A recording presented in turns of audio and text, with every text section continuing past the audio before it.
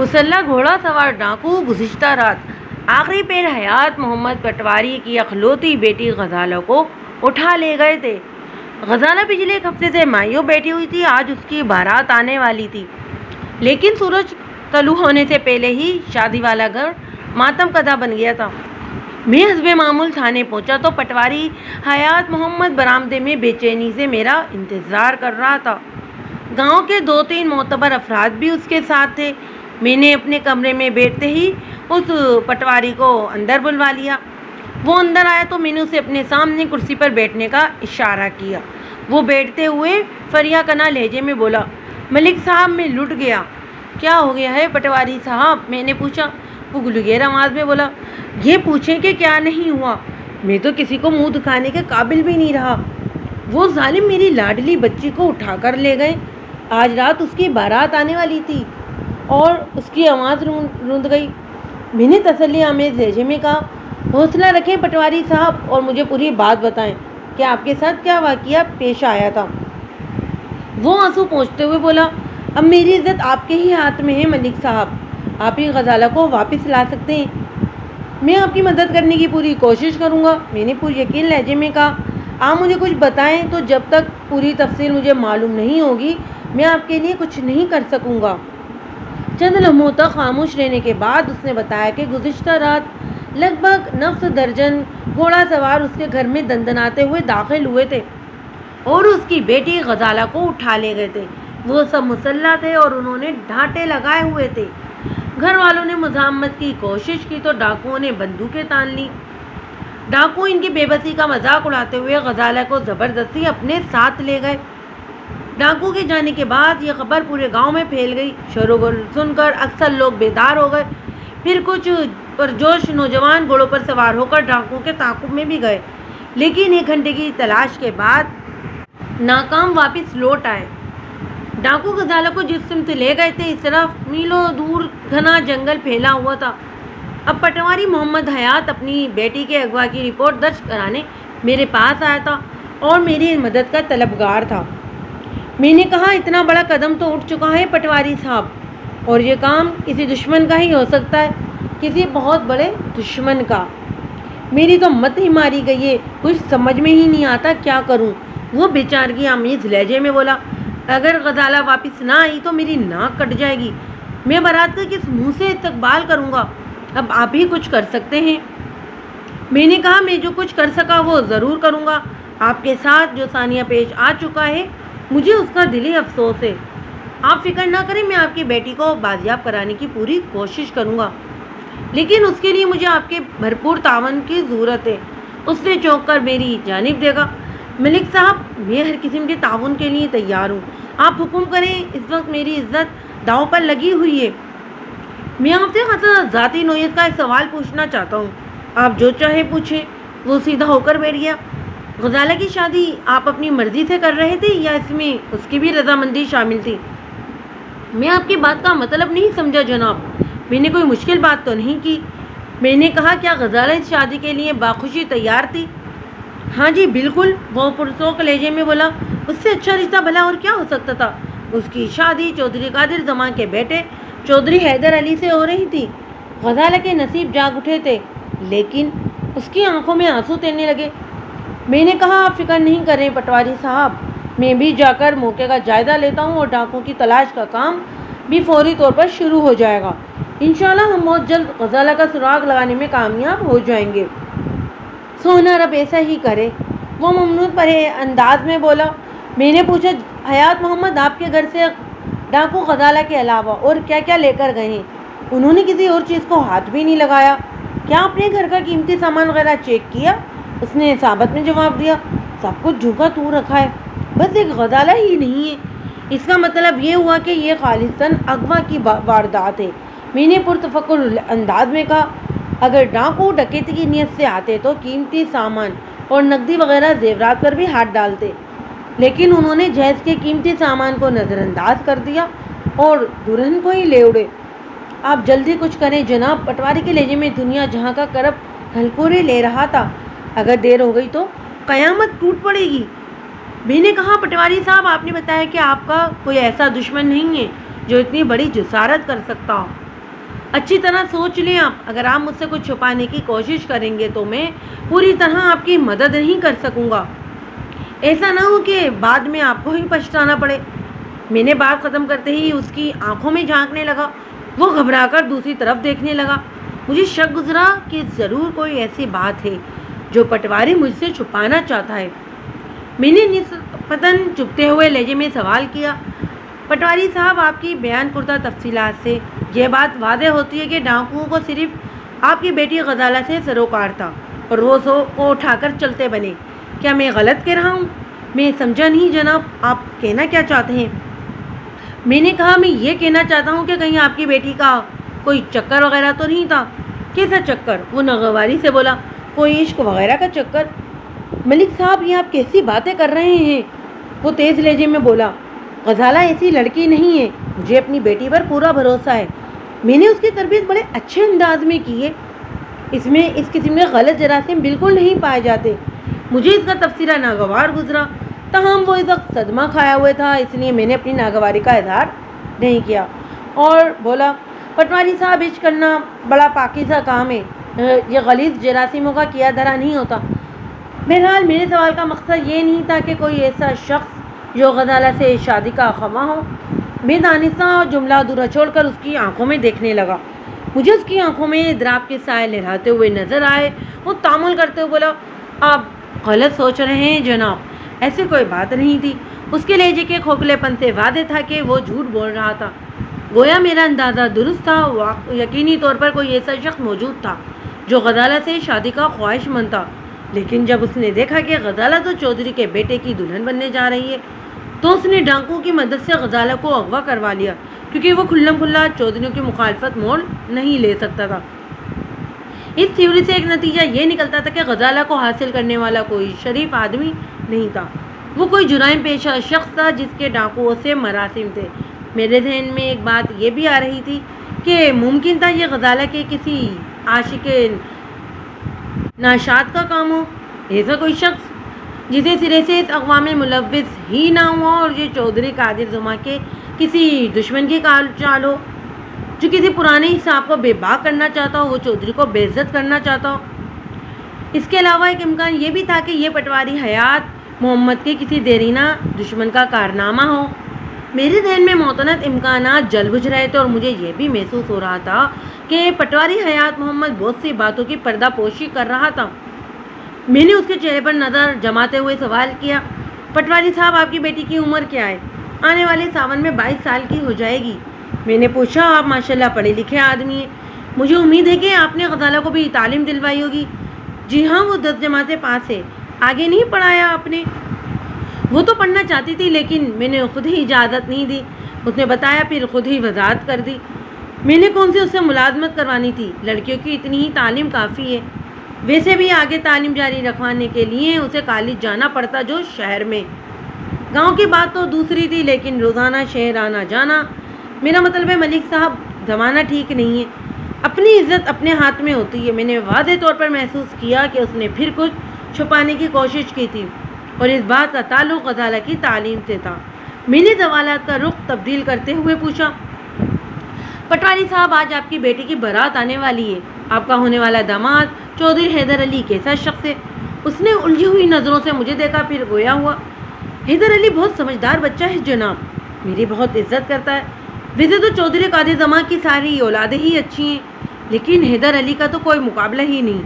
میں نے اچانک پوچھا، چودھری قادر زماں سے آپ کی پرانی رشتہ داری ہے؟ وہ تامل کرتے ہوئے بولا، چودھری صاحب سے میری رشتہ داری تو نہیں ہے، لیکن سمجھ لیں بس گھریلو تعلقات ہیں۔ میں نے حیدر علی کے رشتے کی حامی بھی اسی لیے بھری تھی کہ یہ گھریلو تعلقات کے نوعیت رشتہ داری میں بدل جائے۔ یہ تو بہت اچھی بات ہے، میں نے کہا، پھر پوچھا، میرا خیال ہے چودھری قادر زماں اس گاؤں میں تو نہیں رہتا؟ جی، وہ دوسرے گاؤں میں رہتے ہیں۔ وہ جلدی سے بولا، اس گاؤں میں ان کا آنا جانا رہتا ہے۔ میں نے پوچھا، آپ نے بتایا کہ چودھری قادر زماں سے آپ کے گھریلو تعلقات ہیں، اس کا مطلب ہے کہ چودھری صاحب آپ کے گھر بھی آتے جاتے ہوں گے؟ جی ہاں، وہ اکثر میرے گھر آتے جاتے رہتے ہیں۔ حیدر علی بھی کبھی کبھار آتا ہوگا؟ کبھی کبھار آتا رہتا ہے۔ وہ بے خیالی میں فی الفور سنبھل گیا۔ حیدر علی ہمیشہ بڑے چودھری صاحب کے ساتھ ہی آتا ہے جناب۔ حالانکہ میں نے پٹواری سے یہ نہیں پوچھا تھا کہ حیدر علی تنہا اس کے گھر میں آتا ہے، یا اپنے باپ کے ساتھ آتا ہے، لیکن اس نے خود ہی میری ماں کے معلومات میں اضافہ کر دیا تھا۔ اس کا مطلب تھا کہ حیدر علی کے والد سے بھی اس کے دل میں کوئی شور تھا جو نادانستگی میں اس کی زبان پر آ گیا تھا۔ میں نے سوال کیا، پٹواری صاحب لگتا ہے یہ شادی چھوٹے چودھری کی پسند سے ہو رہی تھی؟ آپ سے جھوٹ نہیں بولوں گا جناب، پٹواری نے سنجیدہ لہجے میں کہا۔ حیدر علی واقعی میری بیٹی کو پسند کرتا ہے۔ کیا غزالہ بھی اسے پسند کرتی ہے؟ اس نے چاہت آمیز نظروں سے مجھے دیکھا اور بولا، میں نے غزالہ کی مرضی معلوم کرنے کے لیے اپنی بیوی سے کہا تھا اور کشور نے مجھے تسلی بخش جواب دیا تھا۔ کیسا تسلی بخش جواب؟ میں نے پوچھا اس سے۔ وہ بولا، کشور نے بتایا تھا کہ غزالہ چودھری حیدر علی سے اپنے رشتے کی بات سن کر خاموش ہو گئی تھی اور اس نے انکار بھی نہیں کیا تھا، بس گردن جھکا دی تھی۔ میں نے کہا، غزالہ نے انکار نہیں کیا تھا تو آپ نے سمجھ لیا کہ اسے یہ شادی منظور ہے؟ بالکل جناب، اگر غزالہ کو اس شادی پر کوئی اعتراض ہوتا تو وہ ضرور اس کا اظہار کر دیتی۔ وہ ہم میاں بیوی سے کچھ نہیں چھپاتی، وہ ہماری اکلوتی اولاد ہے، ہم نے اسے بڑی محبت سے پالا ہے۔ اسے یقین تھا کہ ہم اس کے سچے خیر خواہ ہیں۔ اگر ہم اس کی شادی چودھری حیدر علی سے کر رہے تھے تو اس میں غزالہ ہی کی بھلائی تھی۔ میں نے کہا، اچھا ٹھیک ہے، آپ باہر جا کر بیٹھے، میں بھی آپ کے ساتھ چلتا ہوں۔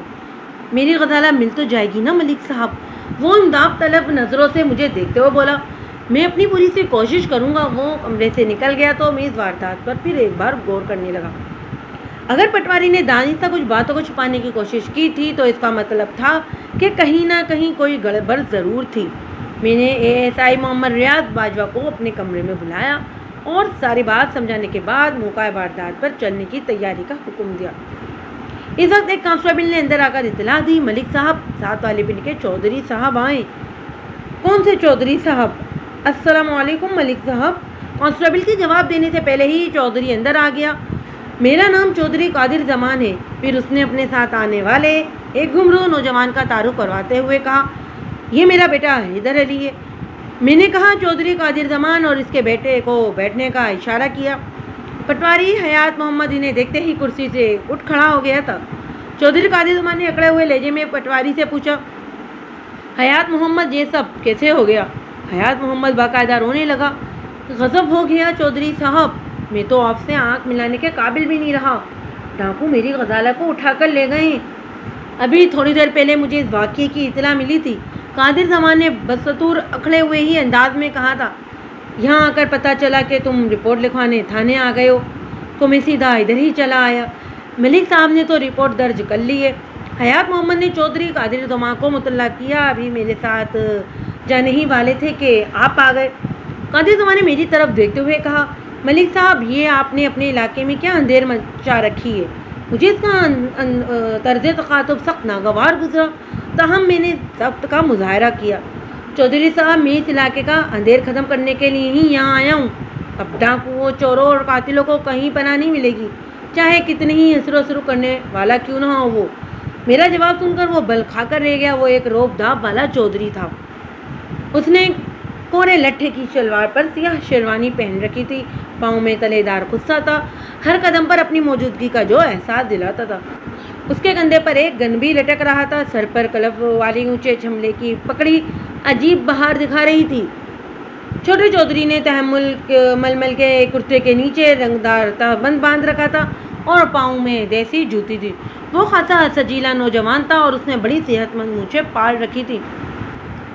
بعد میں مجھے معلوم ہوا کہ ان کے ساتھ دو باڈی قسم کے دو مسلح شخص تھے۔ وہ باہر برآمدے میں بیٹھے ہوئے تھے۔ چودھری نے طنزیہ لہجے میں کہا، ملک جی، اگر آپ یوں ہی ہاتھ پر ہاتھ رکھے بیٹھے رہے تو پھر کر چکے آپ اندھیر ختم۔ میں نے اس کے طنز کو پیتے ہوئے جواب دیا، آپ فکر نہیں کریں چودھری صاحب، میں بھی موقع واردات پر جا کر جائزہ لیتا ہوں۔ آپ کی نظروں کے سامنے فوری قانونی کارروائی کی جائے گی۔ چودھری حیدر علی نے کہا، آپ قانونی کارروائی کریں یا کچھ اور، مجھے شام سے پہلے غزالہ چاہیے بس۔ اس کے لہجے میں تحکم پایا جاتا تھا۔ میں نے کہا، جوان تھانے دار تم ہو یا میں؟ تھانے دار تو آپ ہی ہیں، تو پھر مجھے تھانے داری سکھانے کی کوشش نہ کرو۔ میں نے سخت دار لہجے میں کہا، میں جانتا ہوں مجھے اس موقع پر کیا کرنا ہے۔ وہ سینہ پھلاتے ہوئے بولا، تھانے دار صاحب، یہ میری عزت کا معاملہ ہے، اگر غزالہ واپس نہ آئی تو؟ میں نے اس کے کندھے پر ہاتھ رکھتے ہوئے تشکیع آمیز انداز میں کہا، میں تمہارے جذبات کو سمجھتا ہوں، اور مجھے اس واقعے کا دلی صدمہ ہے۔ تم حوصلہ رکھو، تمہاری ہونے والی بیوی کو میں ضرور ڈھونڈ نکالوں گا۔ ملک صاحب، چودھری قادر زمان نے رونق بھرے لہجے میں کہا، آپ پیسوں کی پرواہ نہ کریں، اللہ نے مجھے بہت نواز رکھا ہے، میں آپ کے قدموں میں نوٹوں کا انبار لگا دوں گا۔ میں نے تمسخرانہ مسکراہٹ ہونٹوں پر لاتے ہوئے کہا، جس کام کے لیے مجھے گورنمنٹ نے اس تھانے میں رکھا ہے نا، وہ مجھے اس کی سرکاری تنخواہ بھی دیتی ہے اور میرے لیے وہی کافی ہے۔ آپ فکر نہ کریں، میں اپنے فرائض پوری طرح نبھاؤں گا۔ پھر بھی ہم ہر قسم کے تعاون کے لیے تیار ہیں، اگر ضرورت پڑی تو پھر میں آپ کو دوبارہ زحمت دوں گا چودھری صاحب، میں نے کہا اور ایس آئی کو دوبارہ اشارہ کیا جو چودھری کی آمد کے باعث وہیں رک گیا تھا۔ چودھری قادر زمان اور چودھری حیدر علی ایک سجے سجائے ٹانگے میں وہاں پہنچے تھے۔ میں ان کے ساتھ ہی بیٹھ گیا۔ ایس آئی 2 کانسٹیبلوں کے ساتھ سائیکلوں پر سوار ہو کر پٹواری حیات محمد کے گھر کی طرف چل دیا۔ پٹواری حیات محمد اور گاؤں کے دوسرے افراد گھوڑوں پر سوار تھے۔ میں نے تھانے سے روانہ ہونے سے پہلے احتیاطی طور پر 6 سپاہیوں کی 3 ٹولیاں ایک ایس آئی کی نگرانی میں ڈاکوؤں کی تلاش میں جنگل کی طرف روانہ کر دی تھی۔ دریا کے اس پار وہ طویل اور اس جنگل میلوں تک پھیلا ہوا تھا۔ میری یہ کارروائی دیکھ کر چودھری قادر زمان اور حیدر علی خاصے مطمئن نظر آ رہے تھے۔ حیات محمد اٹاری کا گھر خاصے بڑے اراضی پر بنا ہوا تھا، لیکن رقبے کی مناسبت سے اس کمروں کی تعداد بہت کم تھی، جس کی وجہ سے کشادہ صحن تھا جو گھر کے درمیان میں واقع تھا۔ آپ اپنی آسانی کے لیے یوں سمجھ لیں کہ گھر کے پچھلے حصے میں 3 ہال نما بڑے بڑے کمرے بنے ہوئے تھے، جن کے سامنے گول ستونوں والا محرابی برآمدہ تھا۔ اس کے بعد میدان نما وسیع صحن تھا، جس میں مختلف پھل اور سایہ دار درخت لگے ہوئے تھے۔ ایک بطور ڈرائنگ روم اور دوسرا بیڈ روم استعمال کیا جاتا تھا۔ حیات محمد پٹواری کا کنبہ نہایت مختصر تھا، یعنی حیات محمد، اس کی بیوی کشور اور اکلوتی بیٹی غزالہ۔ یہ ساری معلومات مجھے گھر کے اندر داخل ہونے کے بعد حاصل ہوئی تھی۔ حیات محمد کی موعد میں ہم سب نے ڈرائنگ روم میں آ کر بیٹھ گئے۔ حیات محمد نے ہماری خاطر تواضع کے لیے 2 بندے دوڑائے، لیکن میں نے اسے ہاتھ کے اشارے سے منع کر دیا۔ پٹواری صاحب، آپ ان تکلفات کو فی الحال رہنے دیں، میں نے اٹھتے ہوئے کہا۔ پہلے میں آپ کے گھر کا معائنہ کرنا چاہتا ہوں۔ 1 منٹ، وہ ہاتھ کے اشارے سے مجھے رکنے کا کہہ کر گھر کے اندرونی حصے کی جانب بڑھ گیا۔ میں پردہ کروا کر آتا ہوں جناب۔ تھوڑی دیر بعد وہ واپس آیا اور مجھے اپنے ساتھ چلنے کا اشارہ کیا۔ میں ایس آئی ریاض اور دونوں کانسٹیبلوں کو بیٹھک میں چھوڑ کر حیات محمد کے ساتھ اندر کی طرف چلا گیا۔ حیات محمد نے گھر کے پچھلے حصے میں بنے ہوئے بائیں طرف والے کمرے کی جانب اشارہ کرتے ہوئے بتایا، غزالہ اس کمرے میں سوئی تھی، بلکہ یوں کہیں کہ یہ غزالہ ہی کا کمرہ ہے۔ میں نے پوچھا، کیا کل رات بھی وہ اسی کمرے میں سوئی تھی؟ حیات محمد نے اصابت میں جواب دیا۔ میں نے کمرے کا جائزہ لیا، اس کمرے میں 2 دروازے تھے، ایک باہر برآمدے کی جانب میں بھی کھلتا تھا اور دوسرا درمیانے کمرے کی طرف۔ اس کے علاوہ ایک کھڑکی بھی برآمدے میں کھلتی تھی۔ میں نے حیات محمد سے پوچھا، کیا غزالہ اس کمرے میں اکیلی سوتی تھی؟ جی ہاں، عام طور پر تو وہ اکیلے ہی سوتی تھی، لیکن شادی کی وجہ سے گھر میں خاصے مہمان آئے ہوئے ہیں، تو آج کل کچھ لڑکیاں بالیاں بھی اس کمرے میں سو جایا کرتی تھیں۔ گزشتہ رات اس کے ساتھ کون کون تھا؟ اس نے ایک لمحے کو تامل کیا، پھر بولا، مجھے ٹھیک طرح سے یاد تو نہیں، لیکن آپ ٹھہرے، میں اپنی گھر والی سے پوچھ کر آپ کو بتاتا ہوں۔ آپ کی گھر والی سے میں خود ہی پوچھ لوں گا، میں نے کہا۔ آپ یہ بتائیں کہ آپ میاں بیوی کس کمرے میں رہتے ہیں؟ یہ درمیان والے کمرے میں۔ اور دائیں جانب والے کمرے میں کون ہوتا ہے؟ حیات محمد نے بتایا، عام طور پر تو یہ کمرہ خالی ہی رہتا ہے، لیکن آج کل کچھ مہمان ٹھہرے ہوئے ہیں اسی میں۔ میں نے پوچھا، جب ڈاکوؤں نے غزالہ کو اغوا کیا تو آپ اس وقت کیا کر رہے تھے؟ میں کشور کے ساتھ اپنے کمرے میں تھا، حیات محمد نے بتایا، اور ہم سو رہے تھے۔ رات 11 بجے تک مہمان، عورتیں اور گاؤں کی لڑکیاں ڈھولک پر گیت گاتی رہتی تھیں، اس کے بعد ہم لوگ سو جاتے ہیں۔ کیا آپ نے سونے سے پہلے باہر کا دروازہ بند کیا تھا؟ میں نے سوال کیا۔ حیات محمد بولا، میں نے خود اپنے ہاتھوں سے گیٹ بند کیا تھا ملک صاحب، نہ صرف بند کیا تھا بلکہ اندر سے بھی کنڈی چڑھا دی تھی۔ تالا تو نہیں لگایا تھا؟ نہیں جی، وہ نفی میں سر ہلاتے ہو بولا، اس کی کیا ضرورت تھی، کنڈی ہی کافی تھی، پہلے کبھی ایسا واقعہ جو پیش نہیں آیا۔ ہمارے گاؤں میں تو چوری چکاری کے واقعات بھی پیش نہیں آتے۔ میں نے کہا، اس کا مطلب ہے ڈاکوؤں میں سے پہلے ہی کوئی ایک آدھ بندہ گیٹ کے اوپر سے پھلانگ کر اندر آیا ہوگا، پھر اس نے اپنے ساتھیوں کے لیے گیٹ کھول دیا۔ پتہ نہیں جی، ان نامرادوں نے کیا کیا ہوگا۔ اور روان سے لہجے میں بولا، میری بیٹی کو لے گئے وہ، خدا کرے ان کو نمونیا ہو جائے اور وہ ہیضے سے مرے۔ اور میری غزالہ مجھے واپس مل جائے۔ میں نے اس کے واولے کو نظر انداز کرتے ہوئے پوچھا، آپ کی آنکھ کس طرح کھلی تھی؟ میرا مطلب ہے کہ آپ کو کس طرح پتہ چلا کہ ڈاکو گھر کے اندر گھس آئے تھے؟ وہ بولا، مجھے میری بیوی نے ہلا کر جگایا تھا، اس نے غزالہ والے کمرے میں کچھ گڑبڑ کی آوازیں سنی تھی۔ میں ہڑبڑا کر اٹھ بیٹھا اور غزالہ کے کمرے کی طرف بڑھا۔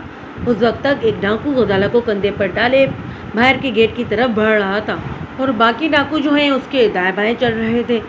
میں نے پوچھا، پھر آپ نے کیا کیا؟ میں نے لپک کر اس ڈاکو کو دبوچنا چاہا جو غزالہ کو اٹھائے ہوئے تھا، لیکن دوسرے ڈاکوؤں نے میرے سینے پر بندوق کی ناٹ رکھ کر مجھے ایسا کرنے سے روک دیا، اور اتنی دیر میں کشور نے دائیں جانب والے تیسرے کمرے میں موجود مہمان خواتین کو بھی جگا دیا تھا، لیکن مسلح ڈاکو کے سامنے کوئی مزاحمت نہ کر سکا اور وہ میری غزالہ کو لے گئے۔ 3 ڈاکو کو تو آپ نے اپنی آنکھوں سے دیکھے تھے۔ میں نے کہا، کیا اس کے علاوہ بھی باہر کچھ ڈاکو تھے؟ میرا خیال ہے کہ ان کے 3-4 ساتھی باہر بھی موجود تھے، حیات محمد نے بتایا۔ میں نے 6-7 گھڑ سواروں کو وہاں سے جاتے ہوئے دیکھا تھا۔ آپ کو کچھ اندازہ ہے کہ یہ واقعہ کتنے بجے پیش آیا تھا؟ اس نے جواب دیا، رات کا پچھلا پہر تھا، لگ بھگ 4 بجے کا وقت ہوگا۔ میں حیات محمد کے سارے جواب اپنی ڈائری میں نوٹ کرتا جا رہا تھا۔ میں نے کہا، یہ ایک اچھا بیان ہے، پکا بیان تھانے چل کر دینا ہوگا، اور اگر آپ نے کسی قسم کی غلط بیانی سے کام لیا تو الٹی مصیبت آپ کے سر بھی آ سکتی ہے۔ ہم تو پہلے ہی مصیبت میں پھنسے ہوئے، وہ گڑگڑائے نے والے انداز میں بولا۔ میری بیٹی اغوا ہوئی اور آپ دھمکیاں بھی مجھے ہی دے رہے ہیں۔ یہ دھمکی نہیں ہے حیات محمد، میں نے اس کے کندھے پر ہاتھ رکھتے ہوئے کہا۔ آپ کے بیان کی روشنی میں کارروائی کروں گا، اس لیے کوئی گڑبڑ نہیں ہونی چاہیے۔ اس نے مجھے یقین دلایا کہ وہ ایسی کوئی گڑبڑ نہیں کرے گا۔ پھر میرے ایما پر اس نے مجھے میرا وہ کمرہ دکھایا جہاں غزالہ کے جہیز کا سامان رکھا تھا۔ یہ کمرہ دراصل درمیانی کمرے کے پچھواڑے میں بنایا ہوا ایک خفیہ کمرہ تھا، جس کا رستہ محمد حیات کے کمرے سے تھا۔ یوں سمجھنے کے حیات محمد والے بڑے کمرے کو تقسیم کر کے 2 کمرے بنا لیے گئے تھے۔ باہر سے ہی وہ ایک کمرہ نظر آتا تھا۔ میں نے کہا، حیات محمد، ڈاکوؤں نے آپ کے گھر کی کسی چیز کو چھونا بھی گوارا نہیں کیا، وہ صرف آپ کی بیٹی کو ہی اٹھا کر لے کر گئے، اور وہ بھی اس کے کمرے سے۔ جانتے ہیں اس سے کیا مطلب نکلتا ہے؟ اس نے سوالیہ نظروں سے مجھے دیکھا۔ میں نے اپنی بات کی وضاحت کرتے ہوئے کہا، حیات محمد، اس کا واضح مطلب یہی ہے کہ وہ صرف غزالہ کے لیے ہی آئے تھے، انہیں یہ بھی معلوم نہیں تھا کہ غزالہ کس کمرے میں سوتی ہے۔ اغوا کی یہ واردات کسی گھر کے قیدی کے توسط سے کی گئی ہے اور کسی خاص مقصد کے تحت، مگر آپ کا کوئی ایسا دشمن تو ہے ہی نہیں، کیوں؟ میں نے آخری جملہ اس کی آنکھوں میں دیکھتے ہوئے ادا کیا تھا۔ مجھے محسوس ہوا جیسے وہ نظریں چرانے کی کوشش کر رہا ہو، لیکن میری طرف دیکھنا بھی چاہتا ہوں۔ اس بات نے مجھے شک میں اضافہ کیا۔ اس وقت ہم درمیانی کمرے میں بیٹھے ہوئے تھے۔ میں نے کہا، حیات محمد، اب میں آپ کی بیوی کا بیان لینا چاہتا ہوں۔ وہ اٹھ کھڑا ہو گیا۔ میں بھی کشور کو بھیجتا ہوں، آپ اسے یہاں بلائیں۔ میں نے بھی اٹھتے ہوئے کہا، میں بھی واپس آتا ہوں۔ پھر میں واپس بیٹھک میں آیا اور ایس آئی کو باہر بلا کر اشارے سے سمجھایا کہ وہ واردات کا نقشہ تیار کرے۔ میں نے اسے تمام اہم باتیں ذہن نشین کروا دی تھی۔ میں واپس اندرونی کمرے میں پہنچا تو حیات محمد نے بتایا، ملک صاحب، کشور کی حالت ٹھیک نہیں، تھوڑی دیر بعد اس پر بے ہوشی کا دورہ پڑ جاتا ہے، وہ بیان دینے کے قابل نہیں ہے۔ میں نے کہا، ٹھیک ہے، میں شام کو دوبارہ آؤں گا، اس وقت تک اگر کشور کی حالت سنبھل گئی تو میں اس کا بیان لے لوں گا۔ اس کے بعد میں نے وہاں موجود ان تمام مہمانوں کا سرسری سا بیان لیا جو گزشتہ رات یہاں موجود تھے۔ ان کے بیان سے کوئی خاص بات معلوم نہیں ہو سکی، وہ بھی اتنا ہی جانتے تھے جتنا حیات محمد مجھے پہلے ہی بتا چکا تھا۔ البتہ یہ بات معلوم ہو گئی تھی کہ غزالہ کمرے میں اکیلے نہیں سوئی تھی، بلکہ اس کے ساتھ اس کی ایک سہیلی تاجی بھی سوئی تھی۔ یہ ایک اہم بات تھی۔ تاجی سے ایسی کوئی بات یا اشارہ مل سکتا تھا جو غزالہ کی تلاش میں معاون ثابت ہو۔ میں نے حیات محمد سے پوچھا، یہ تاجی کون ہے؟ تاجی؟ اس نے زیر لب دہرایا۔ اچھا، وہ ملک صاحب، تاجی غزالہ کی سہیلی ہے۔ میں نے ادھر ادھر دیکھتے ہوئے پوچھا، وہ اس وقت کہاں ہے؟ ٹھہریے، میں اسے ڈھونڈتا ہوں، حیات محمد نے جواب دیا اور کمرے سے نکل گیا۔ تھوڑی دیر میں واپس آنے کے بعد اس نے بتایا، تاجی اس وقت گھر میں نہیں ہے، اپنے گھر چلی گئی ہوگی۔ ایک لمحے کے توقف کے بعد اس نے پوچھا، ملک صاحب، تاجی سے آپ کو کیا کام ہے؟ میں نے کہا، مجھے معلوم ہوا ہے کہ رات تاجی بھی غزالہ کے کمرے میں سوئی تھی۔ اچھا، اس نے حیرت کا اظہار کیا، یہ بات مجھے معلوم نہیں تھی، کیا وہ اسی گاؤں کی رہنے والی ہے؟ میں نے پوچھا۔ ہاں جی، ادھر دوسری گلی میں رہتی ہے، حیات محمد نے بتایا۔ آپ کہیں تو میں بھی بلوا لیتا ہوں۔ نہیں، اس کی ضرورت نہیں ہے، ایک فوری خیال کے تحت میں نے کہا۔ اس کا بیان بعد میں بھی لیا جا سکتا ہے۔ پھر میں واپس بیٹھک میں آ گیا جہاں چودھری قادر زمان اور اس کا بیٹا حیدر علی بڑی بےتابی سے میرا انتظار کر رہے تھے۔ مجھے دیکھتے ہی قادر زمان نے پوچھا، تھانے دار صاحب، ڈاکوؤں کا کوئی سراغ ملا؟ فی الحال تو کوئی سراغ ہاتھ نہیں آیا، میں نے ایک صوفے پر بیٹھتے ہوئے کہا، لیکن میں کوشش کر رہا ہوں۔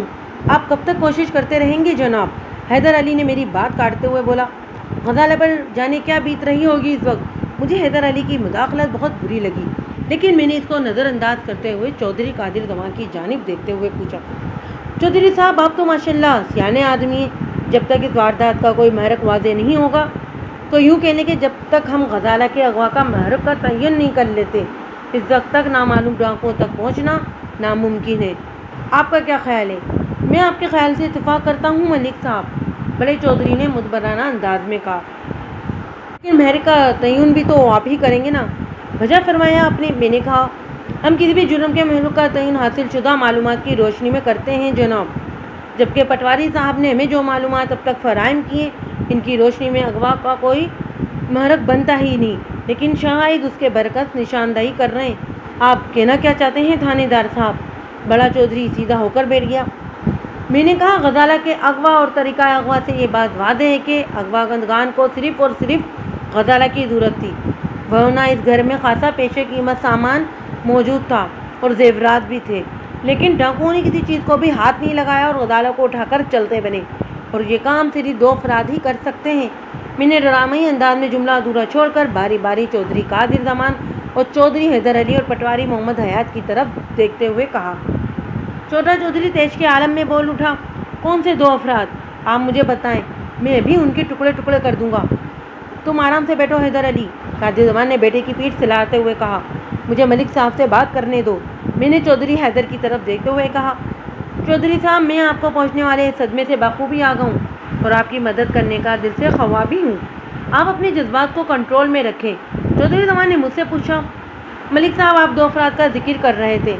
میں نے کہا، ہاں، میرے اندازے کے مطابق یا تو یہ کسی ایسے شخص کی حرکت ہے جو غزالہ اور حیدر علی کی شادی سے خوش نہیں تھا، اس نے غزالہ کو اغوا کر لیا یا اغوا کروا لیا۔ چودھری قادر زمان نے کہا، قطع کلامی کی معافی چاہتا ہوں جناب۔ پھر پوچھا، ایسا شخص کون ہو سکتا ہے جو اس شادی سے ناخوش ہو؟ میں نے کہا، کوئی بھی ایسا شخص جو غزالہ سے شادی کرنا چاہتا ہو۔ حیدر علی ایک دم اٹھ کھڑا ہوا، یہ کیا کہہ رہے ہیں آپ؟ میں نے پہلے بھی تمہیں سمجھایا تھا کہ جذبات کو کنٹرول میں رکھو۔ میں نے ناگواری سے اس کی طرف دیکھا، لیکن لگتا ہے بات تمہاری سمجھ میں نہیں آئی۔ اب اگر تم نے اشتعال میں آنے کی کوشش کی نا تو میں تمہیں بیٹھک سے اٹھوا دوں گا۔ تم خاموش نہیں بیٹھ سکتے حیدر علی؟ قادر زمان نے بازو سے پکڑ کر حیدر کو بٹھاتے ہوئے سرزش کی، مجھے ملک صاحب سے بات کرنے دو، تمہارا بیچ میں بولنا مناسب نہیں۔ پھر حیات محمد پٹواری کی طرف دیکھتے ہوئے بولا، کیوں حیات محمد، ایسی کوئی بات تھی؟ حیات محمد احتجاجی لہجے میں بولا، بالکل نہیں جناب، ملک صاحب کی قیاس ساریاں میری سمجھ میں بالکل نہیں آ رہی، سب آپ کی سمجھ میں آ جائے گا۔ میں نے اسے تیز نظروں سے گھورتے ہوئے کہا، ابھی تو بس تفتیش کا آغاز ہوا ہے، کمال کرتے ہیں آپ بھی۔ حیات محمد نے دریدہ نظروں سے دیکھتے ہوئے مجھے کہا، میں غزالہ کے غم میں مرا جا رہا ہوں اور آپ الٹی سیدھی باتیں کر رہے ہیں۔ یہ الٹی سیدھی باتیں بالکل تیر کی طرح سیدھی ہو جائیں گی، میں نے گھمبل لہجے میں کہا۔ چودھری قادر زمان نے مجھ سے پوچھا، ملک صاحب ایک شخص کی تو آپ نے امکان شاید دہی کر دیے، پر دوسرا شخص کون ہو سکتا ہے؟ آپ نے ممکنہ دو افراد کا تو ذکر ہی کیا تھا۔ جی ہاں، میں نے ممکنہ افراد کا ذکر کیا تھا، میں نے گلا کھنگار کر صاف کیا۔ دوسرا شخص آپ دونوں کا مشترک دشمن ہو سکتا ہے، یعنی آپ کا اور پٹواری صاحب کا۔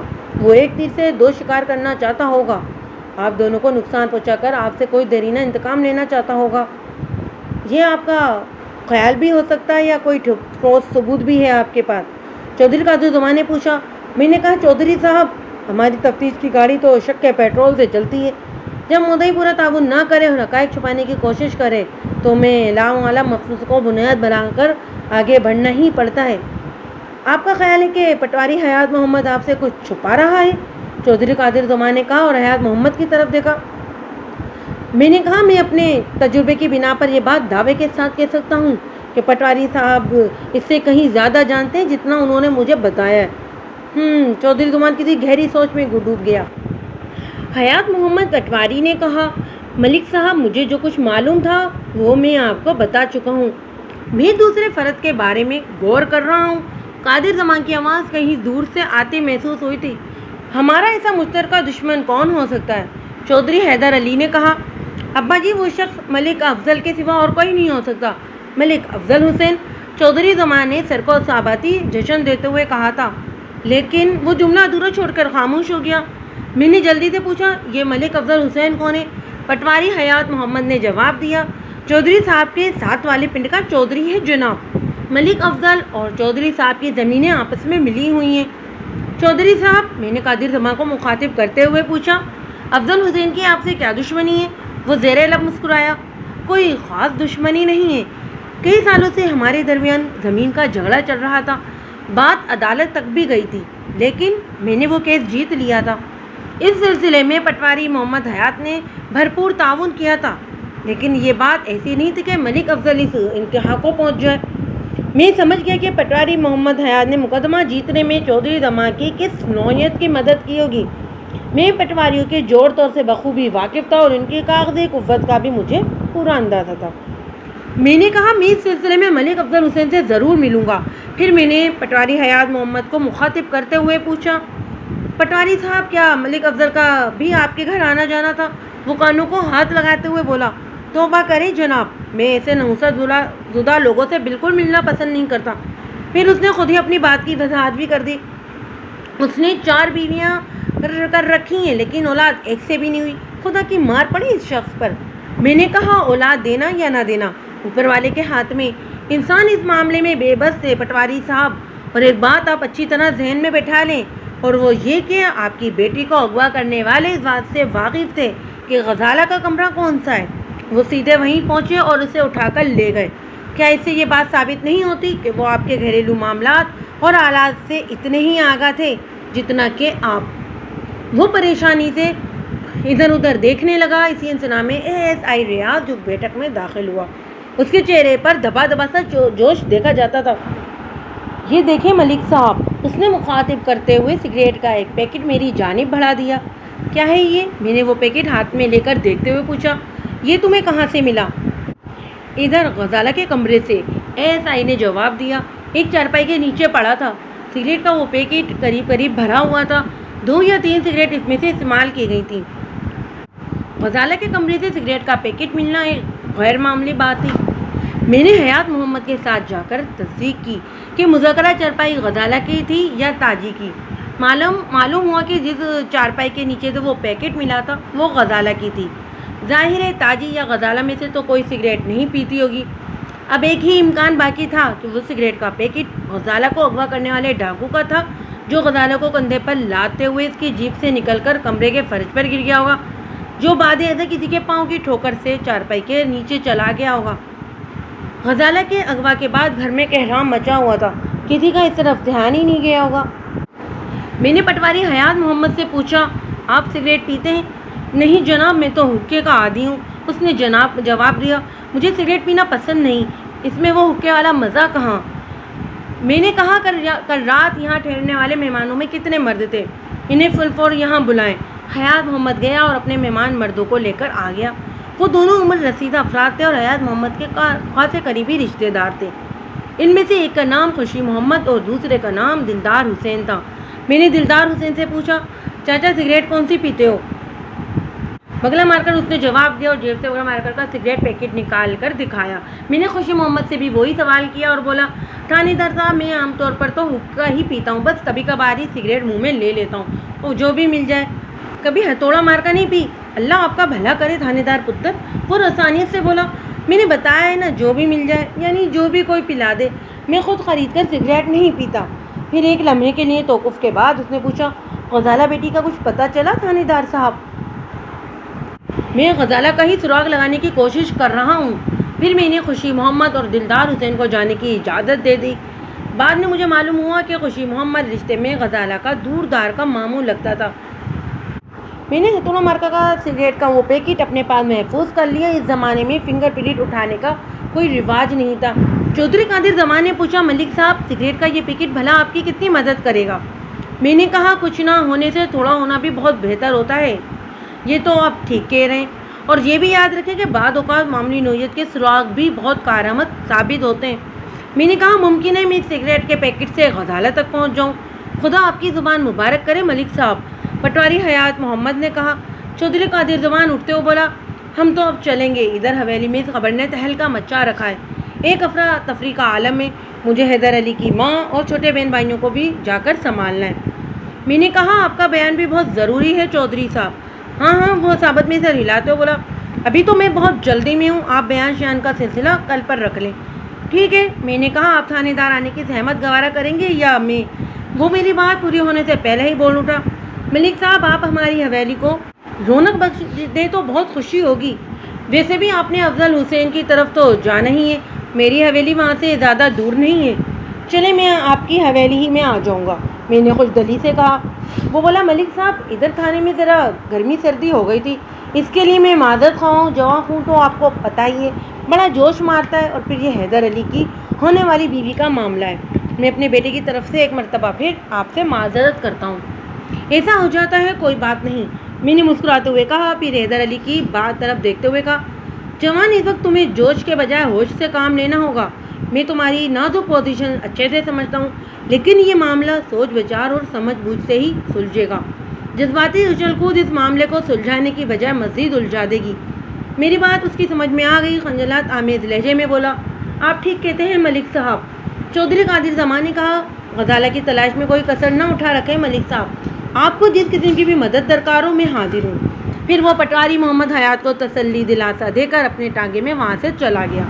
وہ اس کے سوا اور کر بھی کیا سکتے تھے، ان کی حویلی میں بھی عزت ایک قیامت برپا تھی، وہ حویلی جس کے در و دیوار میں اس خاندان کی پہلی دلہن آنے والی تھی مگر اب نہیں آ سکتی تھی، کم از کم آج کی تاریخ میں ایسا ہونا ممکن نظر نہیں آتا تھا۔ چودھری کے جانے کے بعد میں نے حیات محمد پٹواری سے کہا، آپ اندر جا کر دیکھیں، اگر آپ کی بیوی کی حالت ذرا سنبھل گئی ہو تو میں اس کا بیان لینا چاہتا ہوں۔ وہ اندر گیا، تھوڑی دیر بعد آ کر بتایا کہ کشور ابھی بیان دینے کے قابل نہیں ہے۔ میں نے کہا، آپ نے تاجی نامی غزالہ کی سہیلی کا گھر کس طرح بتایا تھا؟ ادھر دوسری گلی میں۔ وہ مجھے پتہ سمجھانے لگا، میں اٹھ کھڑا ہوا، ٹھیک ہے میں اسے دیکھ لیتا ہوں۔ حیات محمد نے کہا، ملک صاحب آپ نے یہ کیا شوشہ چھوڑ دیا ہے؟ کون سا شوشہ بھائی؟ وہی غزالہ کے کسی عاشق والا۔ حیات محمد نے کہا، اب چودھری صاحب نہ جانے دل میں کیا کیا سوچ رہے ہوں گے۔ میں نے کہا، میں نے کوئی ایسا شوشہ نہیں چھوڑا، بلکہ ایک امکان کی جانب اشارہ کیا تھا، کیونکہ بظاہر اغوا کی وجہ نظر نہیں آتی، پر چودھری صاحب کے دل میں تو میل آ گیا نا۔ وہ مسکین سی صورت بنا کر بولا، اب اگر غزالہ مل بھی گئی تو پتہ نہیں چودھری صاحب اسے اپنی بہو بنانے پر تیار ہوتے بھی ہیں یا نہیں۔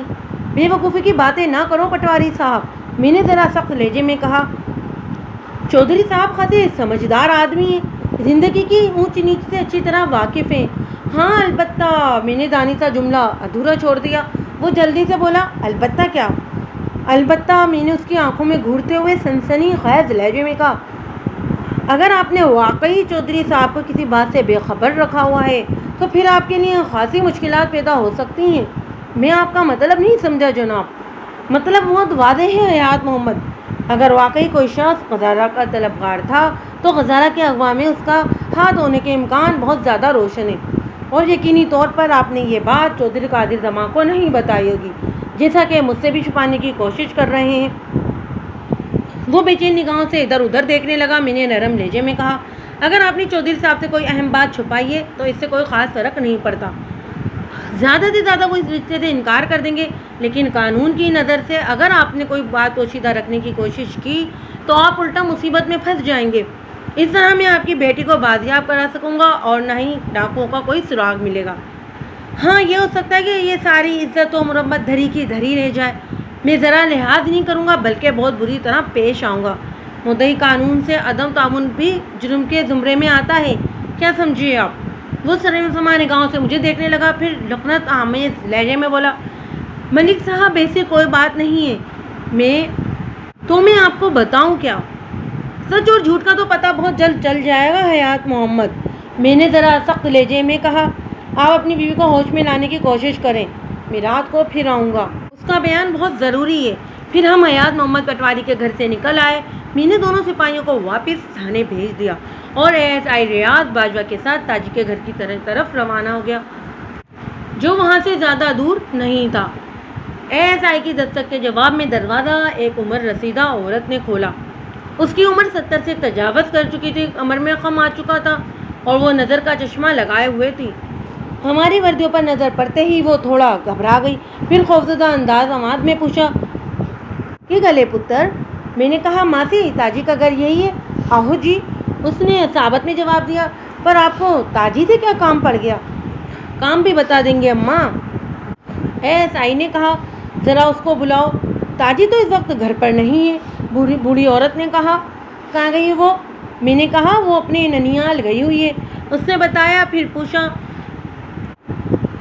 آپ نے بتایا نہیں کہ اس سے آپ کو کام کیا ہے؟ میں نے کہا کام بہت ضروری ہے ماسی، تمہیں تو پتہ ہوگا ہی کہ پٹواری حیات محمد کی بیٹی کو ڈاکو اٹھا لے گئے۔ ہاں جی، وہ بڑی سونی کڑی ہے، اوپر سے فیشنی بھی ہے۔ کڑی پڑھ لکھ جائے اور رب نے اسے رنگ و روپ بھی دے رکھا ہو تو ہر کوئی عاشق ہونے کو تیار رہتا ہے۔ ڈاکو تو پھر ڈاکو ہوتے ہیں جی۔ وہ بے دہانی میں خاصی معلومات افزا باتیں بتا گئی تھی۔ میں نے پوچھا ماسی کہ کوئی عشق وغیرہ کا چکر بھی تھا؟ وہ اچانک متحد ہو گئی۔ مینو کیا پتا جی، میں نے ذرا سخت لہجے میں کہا۔ ماسی میں غزالہ کے سلسلے میں تفتیش کر رہا ہوں، اگر تمہیں ذرا سی بھی بات معلوم ہے تو مجھے بتا دو۔ اگر بعد میں پتہ چلا نا کہ تم نے دانستہ کچھ چھپانے کی کوشش کی ہے تو لے جا کر تھانے میں بند کر دوں گا۔ اے لو جی، کر لو گل، وہ ہاتھ نچاتے ہو بولی۔ اب اس بڈھے باڑے مجھے تھانے میں بند کرو گے؟ کوئی شرم و حیا بھی ہے تمہیں؟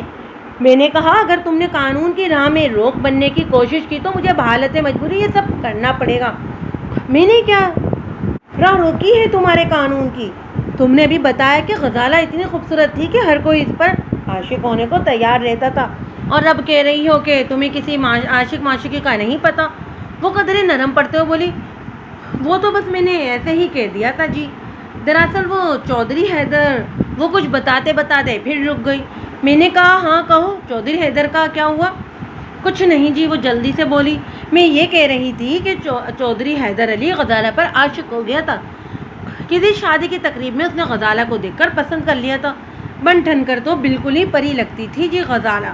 اگر حیدر علی زور نہ مارا ہوتا تو یہ رشتہ ہو ہی نہیں سکتا تھا، اور نہ ہی چودھری قادر زباں اور کہاں پٹواری حیات محمد۔ زمین آسمان کا فرق ہے جی۔ مجھے اندازہ ہو گیا کہ اب اس سے کوئی کام کی بات معلوم نہیں ہو سکتی تھی۔ میں نے پوچھا تاجی کا ننیال کس طرف ہے؟ دوسرے پنڈ میں ہے جی، اس نے بتایا۔ اس کا ماما آیا ہوا تھا، وہ صبح ہی اسے ساتھ لے کر گیا ہے۔ تاجی ڈاکو والے واقعے سے خاصی سہم گئی تھی۔ میں نے بھی سوچا ہوا پانی بدلے گا تو اس کی طبیعت سنبھل جائے گی۔ پھر اس نے بتایا کہ وہ تاجی کی دادی تھی، تاجی کے والدین کا انتقال ہو چکا تھا۔ تاجی کو اس کی دادی نے بچپن سے پالا پوسا تھا، اس لیے وہ اس سے زیادہ تر قریب رہتی تھی، کبھی کبھار اپنے ننیال بھی چلی جاتی تھی۔ میں نے ماسی سے تاجی کے ننیال کا پتہ دریافت کیا۔ اس نے مجھے پوری تفصیل سمجھانے کے بعد پوچھا آپ تاجی سے کس قسم کی پوچھ پرچھ کرنا چاہتے ہو جی؟ میں نے بتایا ماسی جس وقت ڈاکو غزالہ کو اٹھا کر لے جا رہے تھے اس وقت تمہاری پوتی تاجی غزالہ کے کمرے میں موجود تھی۔ وہ رات کو غزالہ کے پاس ہی سوئی تھی۔ ممکن ہے وہ ڈاکو کے حلیے کے بارے میں کچھ جانتی ہو۔ میں نے اس کو کئی بار سمجھایا تھا کہ غزالہ کا پیچھا چھوڑ دے، لیکن اس کی سمجھ میں میری بات ہی نہیں آئی۔ اب میرے ہاتھوں میں اتنی جان بھی نہیں رہی کہ اسے مار کوٹ کر باز رکھوں۔ کئی دن سے پٹواری کے گھر میں گھسی ہوئی تھی، جب سے غزالہ مائیوں بیٹھی ہے۔ میں نے بس صبح شام تاجی کی شکل ہی دیکھی ہے، اور وہ جانے کتنی لمبی تقریر کرنے کا ارادہ رکھتی تھی، میں نے ہاتھ کے اشارے سے اسے روک دیا۔ میں نے سنا ہے تاجی غزالہ کی بڑی گہری سہیلی تھی، ایسے مواقع پر سہیلیاں ہی سارا کام کرتی ہیں۔ یہ بات بزرگوں کو اپنے ذہن میں رکھنی چاہیے۔ ہم نے تو یہ سب کبھی نہیں کیا تھا، وہ عجیب سے لہجے میں بولی اور کھٹاک سے دروازہ بند کر دیا۔ ہم واپس تھانے پہنچے تو ظہر کی اذان ہو رہی تھی۔ ساری باغ دوڑ میں بھوک خاصی چمک اٹھی تھی۔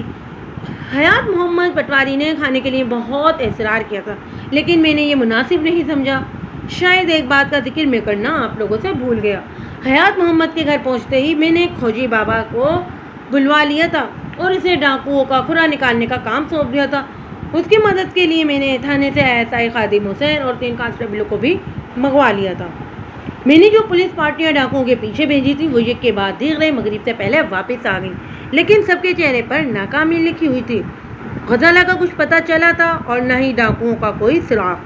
انہوں نے جنگل کے اندر ہی بہت دور تک 15 میل فیصد کا علاقہ چھان مارا تھا، مگر ایسا لگتا تھا جیسے ڈاکوؤں کو زمین نگل گئی یا آسمان نے اٹھا لیا۔ کچھ دیر بعد خوجی چراغ دین بھی واپس آ گیا۔ اس نے اپنی ماہرانہ رپورٹ پیش کی۔ گاؤں کی طرف سے گھوڑوں کے قدموں کا پیچھا کرتے ہوئے وہ بھی جنگل میں خاصی دور تک گیا تھا۔ اس کی رپورٹ کے مطابق کچھ گھوڑوں کے قدموں کے نشانات بابا جھنڈے شاہ کے آستانے تک جا کر ختم ہو گئے تھے۔ بابا جھنڈے شاہ کا آستانہ دریا کے اس پار کوئی 4-5 میل دور جنگل کے اندر واقع تھا۔ اس کے علاوہ چراغ دین نے کچھ گھوڑوں کو مزید آگے جنگل کی طرف جاتے ہوئے بھی کھوجا تھا۔ یہ معلومات کوئی خاص اہمیت کی حامل نہیں تھی۔ ڈاکوؤں کا تعاقب کرتے اعلی صبح گاؤں کے کچھ نوجوانوں گھوڑوں پر سوار ہو کر جنگل کی طرف گئے تھے۔ ممکن ہے ان میں سے کچھ بابا جھنڈے شاہ کے آستانے بھی گئے ہوں اور کچھ مزید آگے جنگل میں گھس گئے ہوں۔ ویسے بھی گاؤں کے لوگ جھنڈے شاہ کے آستانے آتے جاتے رہتے تھے، اس لیے کوئی بات وثوق سے نہیں کہی جا سکتی تھی۔ البتہ میں نے اپنے ذہن میں یہ فیصلہ کر لیا تھا کہ بابا جھنڈے شاہ کے آستانے پر جا کر تفتیش ضرور کروں گا، اور اس فیصلے کے پیچھے خوجی چراغ دین کی ایک بات تھی۔ اس نے سرسری انداز میں مجھے بتایا تھا کہ کم و بیش 6 گھوڑوں کے قدموں کے نشانات کے بابا جھنڈے شاہ کے آستانے تک گئے تھے۔ آستانہ سے آگے جانے والے نشانات ان سے خاصے مختلف تھے، یعنی وہ دوسرے گھوڑے تھے۔ میں نے اس نقطے کو ذہن میں محفوظ کر لیا۔ اب تک کی کارروائی کا کوئی نتیجہ برآمد نہیں ہوا تھا۔ میں نے ہنوز ڈاکوؤں کا سراغ لگانے میں ناکام رہا تھا، مگر مجھے پوری امید تھی کہ کشور اور تاجی سے ملاقات سود مند ثابت ہوگی۔ اس رات میں حسب پروگرام کشور کا بیان لینے نہ جا سکا۔ تھانے میں کچھ ضروری نوعیت کے کام نکل آئے تھے۔ مجھے اپنا ارادہ دوسرے دن کے لیے ملتوی کرنا پڑا۔ دوسرے روز میں نے حوالدار بہادر علی کو اپنے ساتھ لیا اور چودھری قادر گما کی حویلی کی طرف روانہ ہو گیا۔ چودھری کی حویلی پٹواری حیات محمد کی بانسبت تھانے سے زیادہ قریب تھی۔ میں نے سوچا پہلے چودھری کا بیان لے لوں۔ چودھری قادر گما عام چودھریوں کی بانسبت خاصا معقول ثابت ہوا تھا اور اس نے بھرپور تعاون کیا تھا۔ اس روز چودھری حیدر علی سے ملاقات نہ ہو سکی۔ قادر گما نے بتایا کہ وہ اپنے 3 غزالہ کی تلاش میں اور پورا دن حویلی سے باہر ہی رہتا ہے۔ چودھری قادر گمان اپنی بیوی رقیہ بیگم اور 4 اولادوں کے درمیان درجن بھر ملازمین کے ساتھ اس حویلی میں رہتا تھا۔ حیدر علی سب سے بڑا تھا اور اسے چھوٹے بیٹے حیدر منصور علی کی عمر لگ بھگ 22 سال کی تھی۔ پھر 2 بیٹیاں تھیں، الماس اور نائلہ، جن کی عمریں بلا ترتیب 18 اور 15 سال کی تھیں۔ وہ تمام افراد کل والے واقعے سے خاصے غمگین اور افسردہ تھے۔ چودھری قادر گما کے طویل بیان میں بس ایک ہی بات کارآمد ثابت ہوئی تھی۔ اس نے خدشہ یہ ظاہر کیا تھا کہ ممکن ہے ملک افضل حسین نے کسی انتقامی جذبے کے تحت یہ گندا قدم اٹھایا ہو۔ میں نے ملک افضل کی حویلی کا پتہ پوچھا اور حوالدار بہادر علی کے ساتھ چودھری قادر گما کی حویلی سے نکل آیا۔ ملک افضل حسین اپنی حویلی میں موجود تھا، اس لیے بآسانی ملاقات ہو گئی۔ وہ 50-55 سال کا ایک صحت مند شخص تھا اور قد کاٹ کی وجہ سے بڑا روب داب والا نظر آتا تھا۔ اس کا جسم انتہائی مضبوط اور قد 6 فٹ سے نکلتا ہوا تھا۔ میرا نام ملک صفدر حیات ہے، میں نے ہاتھ ملانے کے بعد اپنا تعارف کرواتے ہوئے کہا۔ میں اس علاقے کا تھانے دار ہوں۔ بہت خوشی ہوئی آپ سے مل کر جناب، وہ خاصی خوش دلی سے میرا ہاتھ ملاتے ہوئے بولا۔ آپ کو بھلا کون نہیں جانتا؟ میری بدقسمتی کہ یہ ہماری پہلی ملاقات۔ اس نے ہمیں سجے سجائے ڈرائنگ روم میں بٹھایا اور نوکروں کو آوازیں دینے لگا۔ اوئے چھورے، اوئے فیکے، سب کدھر مر گئے ہو؟ تھوڑی ہی دیر میں 2 ملازم صورت افراد وہاں حاضر ہو گئے۔ ایک سر جھکا کر بولا، حکم ملک صاحب۔ اوئے حکم کے گوڑے دیکھتے نہیں ہو کیا؟ تھانے دار صاحب پہلی بار ہمارے غریب تھانے پر تشریف لائیں۔ جاؤ کوئی لسی پانی کا انتظام کرو، اور فیکے تم چھوٹی ملکانی جی سے کہو روٹی کا بندوبست کریں۔ ملک صاحب دوپہر کا کھانا ادھر ہی کھائیں گے، کوئی 2-4 دیسی ککڑ بھون لے۔ ملک صاحب اس تکلف کی ضرورت نہیں ہے، میں نے فوری طور پر مداخلت کی۔ ہم ایک ضروری کام سے آئے، ڈیوٹی پر ہیں، ہمیں بہت جلد واپس جانا ہے۔ ضروری کام بھی ہوتے رہیں گے جناب، وہ بے تکلفی سے بولا۔ یہ کیسے ممکن ہے کہ آپ پہلی بار میری حویلی آئیں اور کھائے پیے بغیر چلے جائیں؟ میں نے کہا آپ بات کو سمجھنے کی کوشش کریں، میں اس وقت واقعی بہت جلدی میں ہوں، پھر کبھی فرصت میں آؤں گا تو آپ کی دعوت ضرور کھاؤں گا۔ میری سنجیدگی کو دیکھتے ہوئے وہ بھی سنجیدہ ہو گیا۔ ایسی کیا خاص بات ہے ملک صاحب جس کی وجہ سے آپ کو میرے غریب خانے تک آنا پڑا؟ میں نے اس کے ملازموں کی طرف دیکھتے ہوئے کہا، بات تنہائی میں کرنے کی ہے۔ وہ میرا اشارہ سمجھ گیا اور اپنے ملازموں سے کہا، اوئے تم یہاں کیا کر رہے ہو؟ جاؤ ملک صاحب کے لیے ملائی والا دودھ لے کر آؤ۔ دونوں ملازم پلک جھپکتے میں لفو چکر ہو گئے۔ میں نے فوری طور پر ملک افضل حسین کو کل والے واقعے کے بارے میں بتایا، پھر اس کی طرف بھی اشارہ کیا کہ وہ بھی مشکوک افراد کی فہرست میں شامل ہے۔ پوری بات سننے کے بعد اس نے کہا، واقعی یہ بہت افسوسناک واقعہ پیش آیا اور ایسا نہیں ہونا چاہیے تھا۔ حیرت ہے ملک صاحب، میں نے اس کی آنکھوں میں دیکھتے ہوئے کہا، آپ کو تو اس موقع پر خوش ہونا چاہیے۔ چودھری قادر زمان اور پٹواری حیات محمد آپ کے دشمنوں میں شامل ہیں۔ میں نے یہ بات دانستہ اسے جوش دلانے کے لیے کہی تھی تاکہ مجھے معلوم ہو جائے کہ چودھری قادر زمان اور پٹواری حیات محمد کے بارے میں کیسے جذبات رکھتا تھا۔ اس نے جواب میں پنجابی شعر کا ایک مصرع پڑھ ڈالا، دشمن مریے تے خوش نہ کریے سجنا بھی مر جانا۔ پھر گمبھیر آواز میں بولا، ملک صاحب اس بات میں کوئی شک نہیں کہ وہ میرے دشمنوں میں شمار ہوتے ہیں، لیکن اس واقعے کی مجھے خوشی نہیں بلکہ دکھ ہوا ہے۔ اس کے لہجے میں کوئی ایک بات ایسی ضرور تھی کہ اس پر یقین کرنے کو جی چاہتا تھا۔ میں نے پوچھا، ملک صاحب مجھے پتہ چلا ہے کہ چودھری زمان سے آپ کا جھگڑا چل رہا ہے اور آپ اس سے وہ مقدمہ بھی ہار گئے تھے۔ وہ تلخی آمیز لہجے میں بولا، اس کا مطلب ان شیطانوں نے یہ نکالا کہ میں نے انتقام کے طور پر پٹواری کی بیٹی کو اغوا کروا لیا۔ آپ کن شیطانوں کا ذکر کر رہے ہیں؟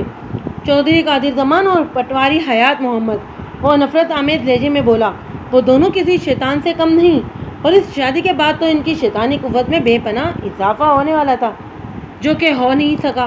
میں نے قطع کلامی کرتے ہوئے کہا، اس صورتحال میں اگر آپ پر شک کیا جائے تو کچھ بے سبب بھی نہیں ہوگا۔ ملک افضل حسین کچھ لمحوں تک تو میری آنکھوں میں دیکھتا رہا، پھر سنجیدہ لہجے میں بولا، ملک صاحب اس میں کوئی شک نہیں کہ پٹواری حیات محمد اور چودھری قادر زمان میرے بدترین دشمن ہیں اور ان کو نقصان پہنچا کر مجھے دلی مسرت ہوگی، لیکن میں دوستی اور دشمنی مردانہ وائر کرنے کا قائل ہوں۔ چھپ کر وار کرنا زنانیوں کا کام ہے۔ کسی کے بہو بیٹی کو اغوا کرانا انتہائی ذلیل ترین حرکت ہوتی ہے جس کا میں تصور بھی نہیں کر سکتا۔ بہرحال چودھری قادر زمان نے آپ پر شک ظاہر کیا ہے، میں نے متعال لہجے میں کہا، اور میں اسی سلسلے میں آپ سے پوچھ گچھ کرنے آیا ہوں۔ وہ زیر لب مسکراتے ہوئے بولا، چودھری قادر زمان سے مجھے کسی ایسی ہی اوچھی حرکت کی امید تھی۔ وہ خود زنانیوں کی طرح سازش کرنے میں ماہر ہے اور دوسروں کو بھی ایسا ہی سمجھتا ہے۔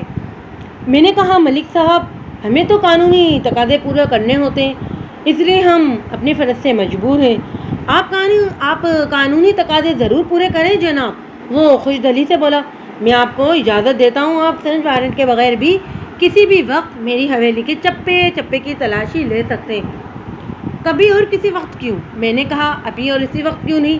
بڑے شوق سے جناب۔ وہ بے خوفی سے بولا، میں نے یہ بات دانستہ کہی تھی تاکہ ملک افضل کی نیت کا کچھ اندازہ لگا سکوں۔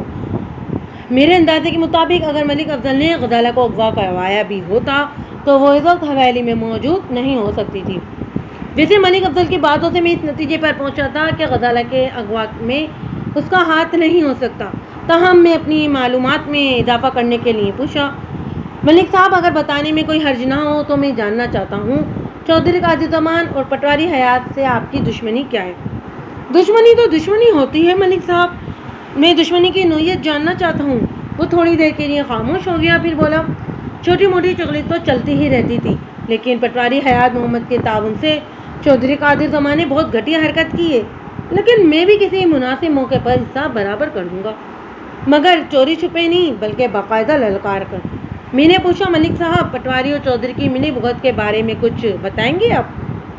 ہماری زمین آپس میں ملی ہوئی ہے، ملک افضل نے بتایا، اس حصے کی ملکیت کا جھگڑا تھا، بس 40-50 ایکڑ کا معاملہ تھا۔ وہ زمین میری تھی لیکن چودھری اس پر ملکیت جتاتا تھا، پھر پٹواری کے تفصص سے اس نے ایسا چکر چلایا جو ابھی تک میری سمجھ میں نہیں آیا۔ عدالت نے میرے خلاف فیصلہ دے دیا اور زمین کا وہ ٹکڑا چودھری قادر زمان کے قبضے میں چلا گیا۔ میرے خیال میں یہ کوئی انوکھا واقعہ نہیں تھا، گاؤں دیہات میں اس قسم کے واقعات آئے دن وقوع پذیر ہوتے رہتے تھے اور اس سلسلے میں پٹواری گو بہت اہم کردار ادا کرتے ہیں۔ اس دوران میں ملک افضل اس کا ملازم ایک ٹرے میں دودھ سے بھرے ہوئے 2 بڑے سائز کے گلاس لے کر آ گیا۔ دودھ کی سطح کی موٹی ملائی تیر رہی تھی۔ ہم دونوں دودھ سے انصاف کرنے لگے۔ مزید گفتگو کے دوران میں مجھے معلوم ہوا کہ ملک افضل کے ہاں اولاد نہیں تھی، حالانکہ اس نے اس نعمت کے حصول کے لیے مختلف اوقات میں 4 شادیاں بھی کی تھی، لیکن خدا کی مصلحت کوئی نہیں جان سکتا۔ ملک افضل کی 4 بیویاں حیات تھیں اور ایک ہی حویلی میں گہری سحریوں کی مانند رہتی تھیں۔ بڑی بیگم سغرا کی عمر لگ بھگ 40 سال اور اس سے چھوٹی بیگم ناہید کی عمر کم و بیش 35 سال کے بعد والی نوری بیگم کی عمر 27 سال اور سب سے چھوٹی بیگم شکیلہ کی عمر محض 18 سال تھی۔ چوتھی شادی ملک افضل نے سال بھر پہلے ہی کی تھی۔ مجھے یہ جان کر تعجب ہوا کہ ان 4 سکنوں میں بے پناہ اتفاق تھا۔ اس حوالے سے ملک افضل حسین دنیا کا خوش قسمت ترین شوہر تھا۔ اولاد کی کمی قدرت نے ایسی فرما بردار اور حسن سلوک شاہکار بیویوں کی صورت میں پوری کر دی تھی۔ میں نے افضل ملک کا بیان نوٹ کرنے کے بعد کہا، اگر ضرورت پڑی تو آپ کو تھانے بھی آنا پڑے گا، میں ہر قسم کے تعاون کے لیے تیار ہوں۔ ملک افضل نے کہا، آپ جب بھی مجھے بلائیں گے میں ضرور آ جاؤں گا۔ 2-4 باتوں کے بعد ہم ملک افضل حسین کی حویلی سے نکل آئے۔ اب ہمارا رخ پٹواری حیات محمد کے گھر کی جانب تھا۔ اس وقت دوپہر ہو چکی تھی۔ واقعی میں حوالدار بہادر علی نے کہا، ملک صاحب مجھے تو یہ کوئی دوسرا چکر ہی لگتا ہے۔ کیسا چکر بہادر علی؟ کچھ دیر سوچنے کے بعد وہ بولا، غزالہ کا اغوا کسی دشمنی کا نتیجہ نہیں لگتا ملک صاحب۔ میں نے حیرت سے اس کی طرف دیکھا۔ بہادر علی کی ذہانت کا میں ہمیشہ سے معترف رہا تھا۔ مجھے یقین تھا کہ وہ آگے چل کر بہت ترقی لے گا۔ میں نے پوچھا، تم کہنا کیا چاہتے ہو بہادر علی؟ مجھے یہ دشمنی کے بجائے محبت کا کرشمہ نظر آتا ہے، ذرا کھل کر بتاؤ۔ میرے خیال میں غزالہ کے کسی چاہنے والے نے اسے اغوا کیا ہے۔ اس زاویے سے تو میں بھی سوچ رہا تھا، لیکن ابھی تک غزالہ کے کسی عاشق کا نام پتہ معلوم نہیں ہو سکا تھا، حتیٰ کہ پٹواری حیات محمد سرے سے انکاری تھا۔ میں نے بہادر علی سے کہا، میں تمہاری بات سے اتفاق کرتا ہوں، لیکن ایسے کسی عاشق کا سراغ نہیں مل رہا۔ یہ کام آپ مجھ پر چھوڑ دیں۔ وہ مسکراتے ہوئے بولا، میں نے کہا تم اس سلسلے میں کرنا کیا چاہتے ہو؟ میں بھیس بدل کر سادہ لباس میں گاؤں کے مختلف لوگوں کو کریدنے کی کوشش کروں گا۔ ایسی باتیں جو ہیں زیادہ دیر چھپی نہیں رہتی۔ ٹھیک ہے، میں نے اسے اجازت دے دی، تم تھانے جا کر اپنی مہم کا آغاز کرو۔ میں ذرا پٹواری محمد حیات کی بیوی کا بیان لینے جا رہا ہوں، تو آپ اکیلے ہی جائیں گے؟ میں نے پوچھا، ملک صاحب آپ کا حکم ہو تو تھانے میں سے کسی کو بھیج دوں؟ نہیں، اس کی ضرورت نہیں ہے، میں نے تسلی آمیز لہجے میں کہا، میں یہ کام بڑی آسانی سے کر لوں گا۔ پھر ہم اپنی راہ ہو لیے۔ بہادر علی نے تھانے کا رخ کیا اور میں نے اپنا گھوڑا حیات محمد پٹواری کے گھر کی جانب موڑ دیا۔ کشور اس وقت مکمل ہوش و حواس میں تھی۔ بیان کے دوران حیات محمد نے بھی کمرے میں موجود رہنا چاہا تھا، لیکن میں نے اسے وہاں سے ہٹا دیا۔ وہ برا سا منہ بناتے ہوئے باہر نکل گیا۔ اس وقت ہم ڈرائنگ روم میں بیٹھے ہوئے تھے۔ سب سے پہلے تو میں نے اس سے اس واقعے پر گہرے رنج و الم کا اظہار کیا۔ ہمدردی کے بول سن کر کشور کی آنکھوں میں آنسو اتر آئے۔ روندی ہوئی آواز میں بولی، تھانے دار صاحب، میری غزالہ کا کچھ پتہ چلا؟ میں اسی کا سراغ لگانے کی پوری کوشش کر رہا ہوں، میں نے تسلی آمیز لہجے میں کہا۔ انشاءاللہ بہت جلد تمہاری بیٹی تمہیں مل جائے گی، لیکن اس کے لیے تمہیں مجھ سے تعاون کرنا ہوگا۔ وہ حیرت سے مجھے دیکھنے لگی۔ میں بھلا آپ سے کیا تعاون کر سکتی ہوں؟ کشور 45 کے پٹھے میں تھی، مگر کسی بھی طور 27-28 سال زیادہ کی دکھائی نہیں دیتی تھی۔ وہ جوان بیٹی کی ماں تھی، لیکن مجھے یقین تھا کہ غزالہ کے سامنے وہ اس کی بڑی بہن لگتی ہوگی۔ میں نے کھنگار کر گلا صاف کرتے ہوئے اس کے سوال کا جواب دیا، تم مجھ سے اس طرح تعاون کر سکتی ہو کہ جو میں پوچھوں گا اس کا ٹھیک ٹھیک جواب دو۔ آپ پوچھیں، کیا پوچھنا چاہتے ہیں آپ؟ میں نے پوچھا، میں نے سنا ہے کہ حیدر علی کسی شادی کی تقریب میں غزالہ پر عاشق ہو گیا تھا، جس کے نتیجے میں یہ شادی ہونے والی ہے۔ آپ نے ٹھیک سنا ہے، وہ عام سے لہجے میں بولی۔ حیدر علی غزالہ کو دیکھتے ہی اس پر رجھ گیا تھا۔ حالانکہ بڑے چودھری صاحب نے اس شادی کی مخالفت کی تھی، لیکن حیدر علی کی ضد کے آگے انہیں مجبور ہونا ہی پڑا۔ میں نے اچانک پوچھا، کیا غزالہ کو بھی یہ رشتہ پسند تھا؟ غزالہ کی پسند و ناپسند کا کیا سوال جی؟ کشور نے کہا، وہ ہماری مرضی کے آگے کیا کہہ سکتی تھی؟ جو ہماری پسند وہی اس کی پسند۔ میں نے کہا، غزالہ ایک پڑھی لکھی لڑکی تھی، اس کو مرضی ظاہر کرنے کا پورا حق حاصل تھا۔ حق شک کون دیتا ہے جی؟ وہ بولی، والدین کی مرضی کی زیادہ اہمیت ہوتی ہے۔ یعنی تمہارا مطلب ہے اگر فیصلہ غزالہ پر چھوڑ دیا جاتا تو وہ اس رشتے سے انکار کر دیتی؟ میرا یہ مطلب تو نہیں تھا۔ پھر کیا مطلب تھا؟ وہ جبرس ہو کر بولی۔ غزالہ کو اس رشتے پر کوئی اعتراض نہیں تھا، ہم نے اس کی رضامندی سے ہی حامی بھری تھی۔ میں نے ذرا مختلف انداز میں سوال کیا، اگر چودھری حیدر علی جیسا گمرو باز سر صاحب حیثیت نوجوان ایک نظر میں دیکھتے ہی غزالہ پر مر مٹا تھا تو اس کا مطلب ہوا تمہاری بیٹی خاصی خوبصورت تھی۔ وہ بیٹی کے حسن کی تعریف سن کر خوش ہو گئی، بولی میری غزالہ لاکھوں میں ایک تھی، پورے پنڈ میں بھی ایک لڑکی اس کے پاسنگ نہیں۔ میں نے پوچھا کیا گاؤں میں سے اس کا کوئی رشتہ نہیں آیا؟ کیوں نہیں جی، کئی رشتے آئے تھے، وہ فخری انداز میں بولی، لیکن ان میں سے کوئی بھی غزالہ کے معیار کا نہیں تھا، اس لیے ہم نے تجھے سب کو انکار کر دیا۔ میں نے کہا آپ کا یہ رویہ لڑکے والوں کو پسند تو نہیں آیا ہوگا، پر ہمیں کیا؟ وہ بے پرواہی سے بولی ہماری مرضی، ہم رشتہ منظور کریں یا انکار کر دیں، کوئی زبردستی تھوڑی تھی۔ میں ایسا اسے کرید رہا تھا، جن لوگوں کو آپ نے غزالہ کا رشتہ دینے سے انکار کر دیا تھا اس نے تو بہت غصہ دکھایا ہوگا، ان میں سے بس ایک ہی خبیث آدمی انسان تھا۔ اس نے ناگواری سے کہا، باقی سب تو خاموشی سے بیٹھ گئے تھے ہمارا انکار سن کر۔ وہ خبیث انسان کون تھا؟ تھا ایک منوس، وہ نفرت انگیز لہجے میں بولی، مجھے تو اس کی صورت سے ہی نفرت تھی، اچھا ہوا وہ جیل چلا گیا، اس کے کرتوت ہی ایسے تھے۔ وہ حیرت انگیز انکشافات کر رہی تھی۔ میرے سوالات کے جواب میں حیات محمد نے ایسی کوئی بات نہیں بتائی تھی، بلکہ سرے سے ہی انکار کر دیا تھا۔ جب کسی بات کو چھپانے کی کوشش کی جائے تو اس کا مطلب ہوتا ہے کہ کہیں نہ کہیں کوئی گڑبڑ تو ہے، اور یہاں جو گڑبڑ تھی وہ میں کشور کی زبان سے اگلوا رہا تھا۔ میں نے کہا تم نے بتایا کہ تمہیں اس کی صورت سے نفرت تھی، کیا اس کی شکل بڑی بھیانک تھی؟ شکل تو بھیانک تھی ہی، کرتوت اس سے بھی زیادہ برے تھے، وہ بیداری سے بولی۔ پھر کہا اس کے کرتوت آخرکار اسے جیل لے گئے، اس کا نام کیا تھا؟ وہ بولی نام تو خان محمد تھا، لیکن سب اسے خانو کہتے تھے، خانو بدماش، بے شرم کو اپنی اوقات کا بھی خیال نہیں تھا، چلا تھا میری چاندی بیٹی سے بیاہ رچانے۔ میں نے پوچھا خانو کے سلسلے میں جیل گیا تھا؟ واضح رہے کہ مجھے اس علاقے کے تھانے میں متعین ہوئے بھی 1.5 سال کا عرصہ ہی ہوا تھا، اس لیے ماضی کے واقعات سے میں پوری طرح واقف نہیں تھا۔ اس نے میرے سوال کا جواب دیا، سلسلہ کیا ہونا تھا تھانے دار صاحب، جرائم پیشہ افراد کوئی جرم کر کے ہی جیل جاتے ہیں، میں اسی جرم کے بارے میں پوچھ رہا ہوں۔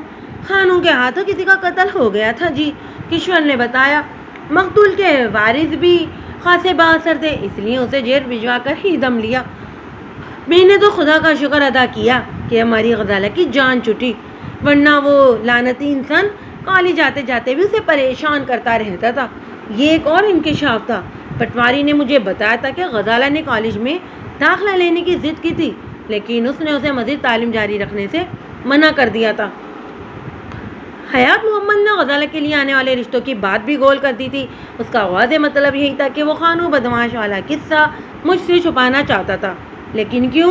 میرا ذہن تیزی سے سوچ رہا تھا اور کسی نقطے پر پہنچنے کی کوشش بھی کر رہا تھا۔ اسی سلسلے میں کشور نے مجھے بتایا کہ خانو جیل کب گیا تھا، یہ 3 سال پہلے کا واقعہ ہے، کیا وہ اسی گاؤں کا رہنے والا تھا؟ تو اور کیا، وہ نفرت سے بولی، اسی لیے تو وہ راستے میں غزالہ کو تنگ کرتا تھا، مجبور ہو کر ہم نے اسے کالج سے اٹھا لیا۔ وہ خبیث پھر بھی باز نہ آیا اور اپنے ملنے والوں میں غزالہ سے عشق کی گھٹیا باتیں کرنے لگا۔ وہ خامخواہ میری بیٹی کو بدنام کر رہا تھا، وہ چاہتا تھا کہ ہم ڈر کر اس کی بات مان لیں اور غزالہ کی اس سے شادی کر دیں۔ مجھے بند دروازے کے باہر کسی کے کھکارنے کی آواز سنائی دی، مجھے یقین تھا کہ پٹواری حیات محمد ہی ہوگا۔ میں نے بآواز بلند کہا، پٹواری صاحب آ جائیں اندر، دروازے سے لگے کیا جاسوسی کر رہے ہیں آپ؟ وہ چہرے پر ندامت کے تاثرات لیے کسیانی ہنسی ہنستے ہوئے دروازہ کھول کر اندر آ گیا۔ میں نے اسے کشور سے ہونے والی معلومات کی روشنی میں خوب ہی شرمندہ کیا۔ اس وقت میں نے لحاظ و مروت کو بلائے طاق رکھ دیا تھا۔ پٹواری سے میں نے کہا تھا کہ اگر مجھ سے غلط بیانی کرو گے تو میں سختی سے پیش آؤں گا۔ میں نے اسے گھورتے ہوئے کہا، تم نے خانو والا معاملہ مجھ سے کیوں چھپایا؟ مجھ سے غلطی ہو گئی جناب، وہ لجاجت آمیز انداز میں بولا، تمہاری ذرا سے غلطی سے کتنا قیمتی وقت ضائع ہوا ہے میرا، تمہیں اس بات کا اندازہ ہے؟ میں نے اسے ڈانٹنے والے انداز میں کہا، پتہ نہیں اب تک تمہاری بیٹی کہاں سے کہاں پہنچ چکی ہوگی، آپ کا خیال ہے کہ غزالہ کو خانو نے اغوا کیا ہوگا؟ حیات محمد نے سوال کیا، کیا ایسا ہونا ناممکن ہے؟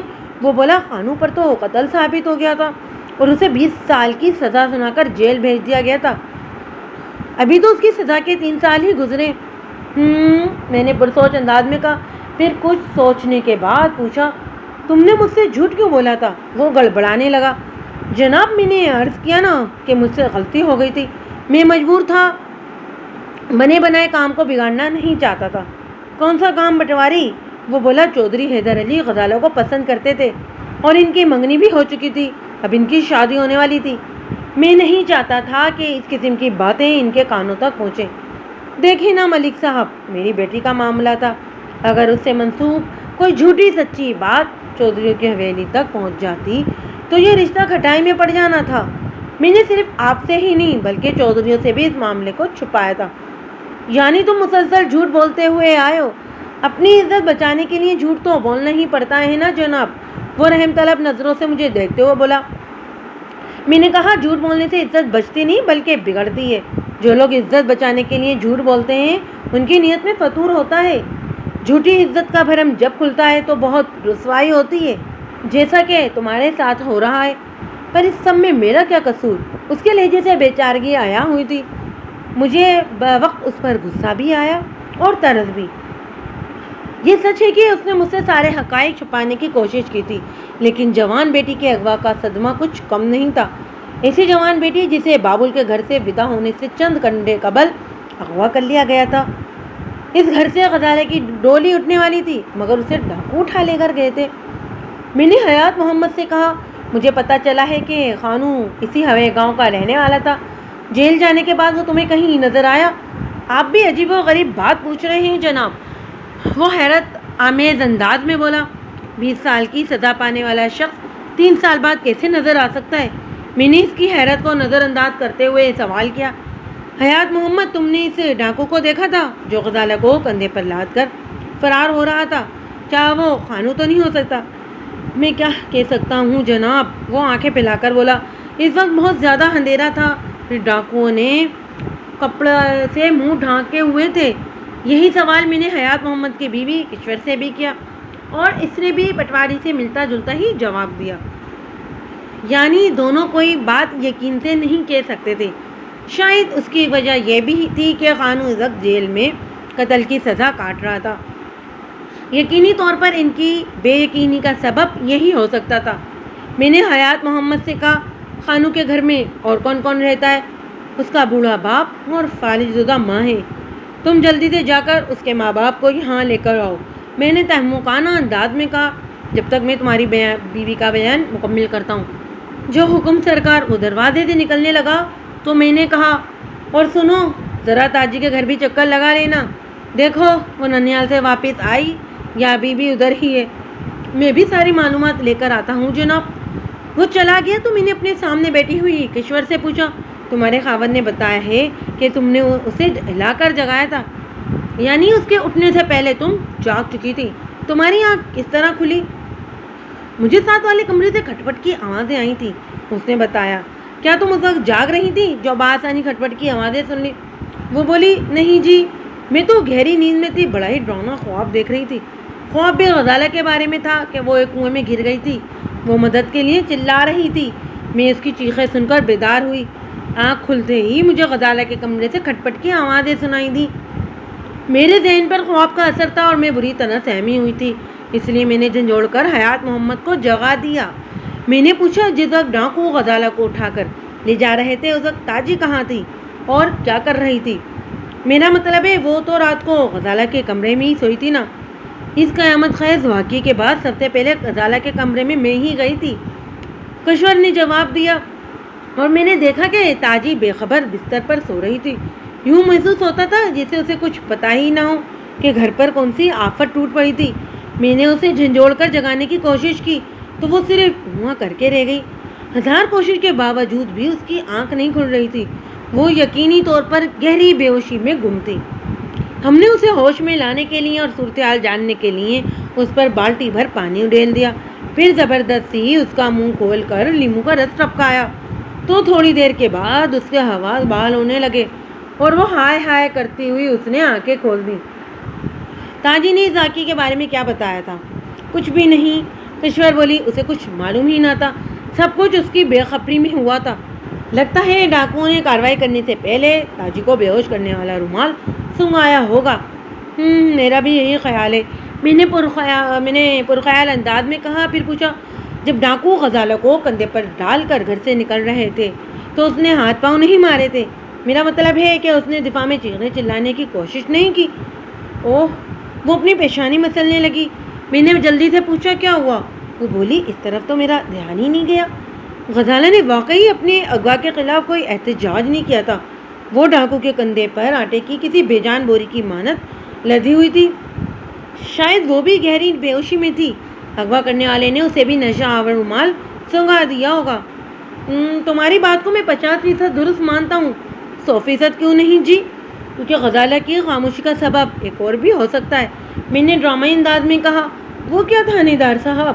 اس کی آنکھیں حیرت سے پھیل گئیں۔ میں نے کہا، ممکن ہے غزالہ اپنی مرضی سے اغوا ہوئی ہو۔ یہ کیا کہہ رہے ہیں آپ؟ میں نے ایک امکان کی طرف اشارہ کیا ہے۔ یہ ممکن نہیں ہے جناب، وہ قطعیت سے بولی۔ مجھے اپنے دودھ پر پورا بھروسہ ہے، غزالہ اتنی نیچ حرکت نہیں کر سکتی۔ وہ اپنے دل کی ذرا سی بات بھی مجھے بتا دیتی تھی۔ تو پھر ڈاکو سے اس کا کیا تعلق؟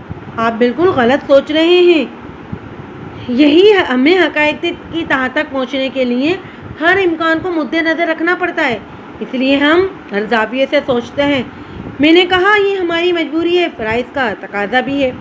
وہ پر اعتماد لہجے میں بولی، میری غزالہ کو اغوا کیا گیا ہے اور زبردستی، میرا مطلب ہے بے بس کر کے اغوا کیا گیا ہے۔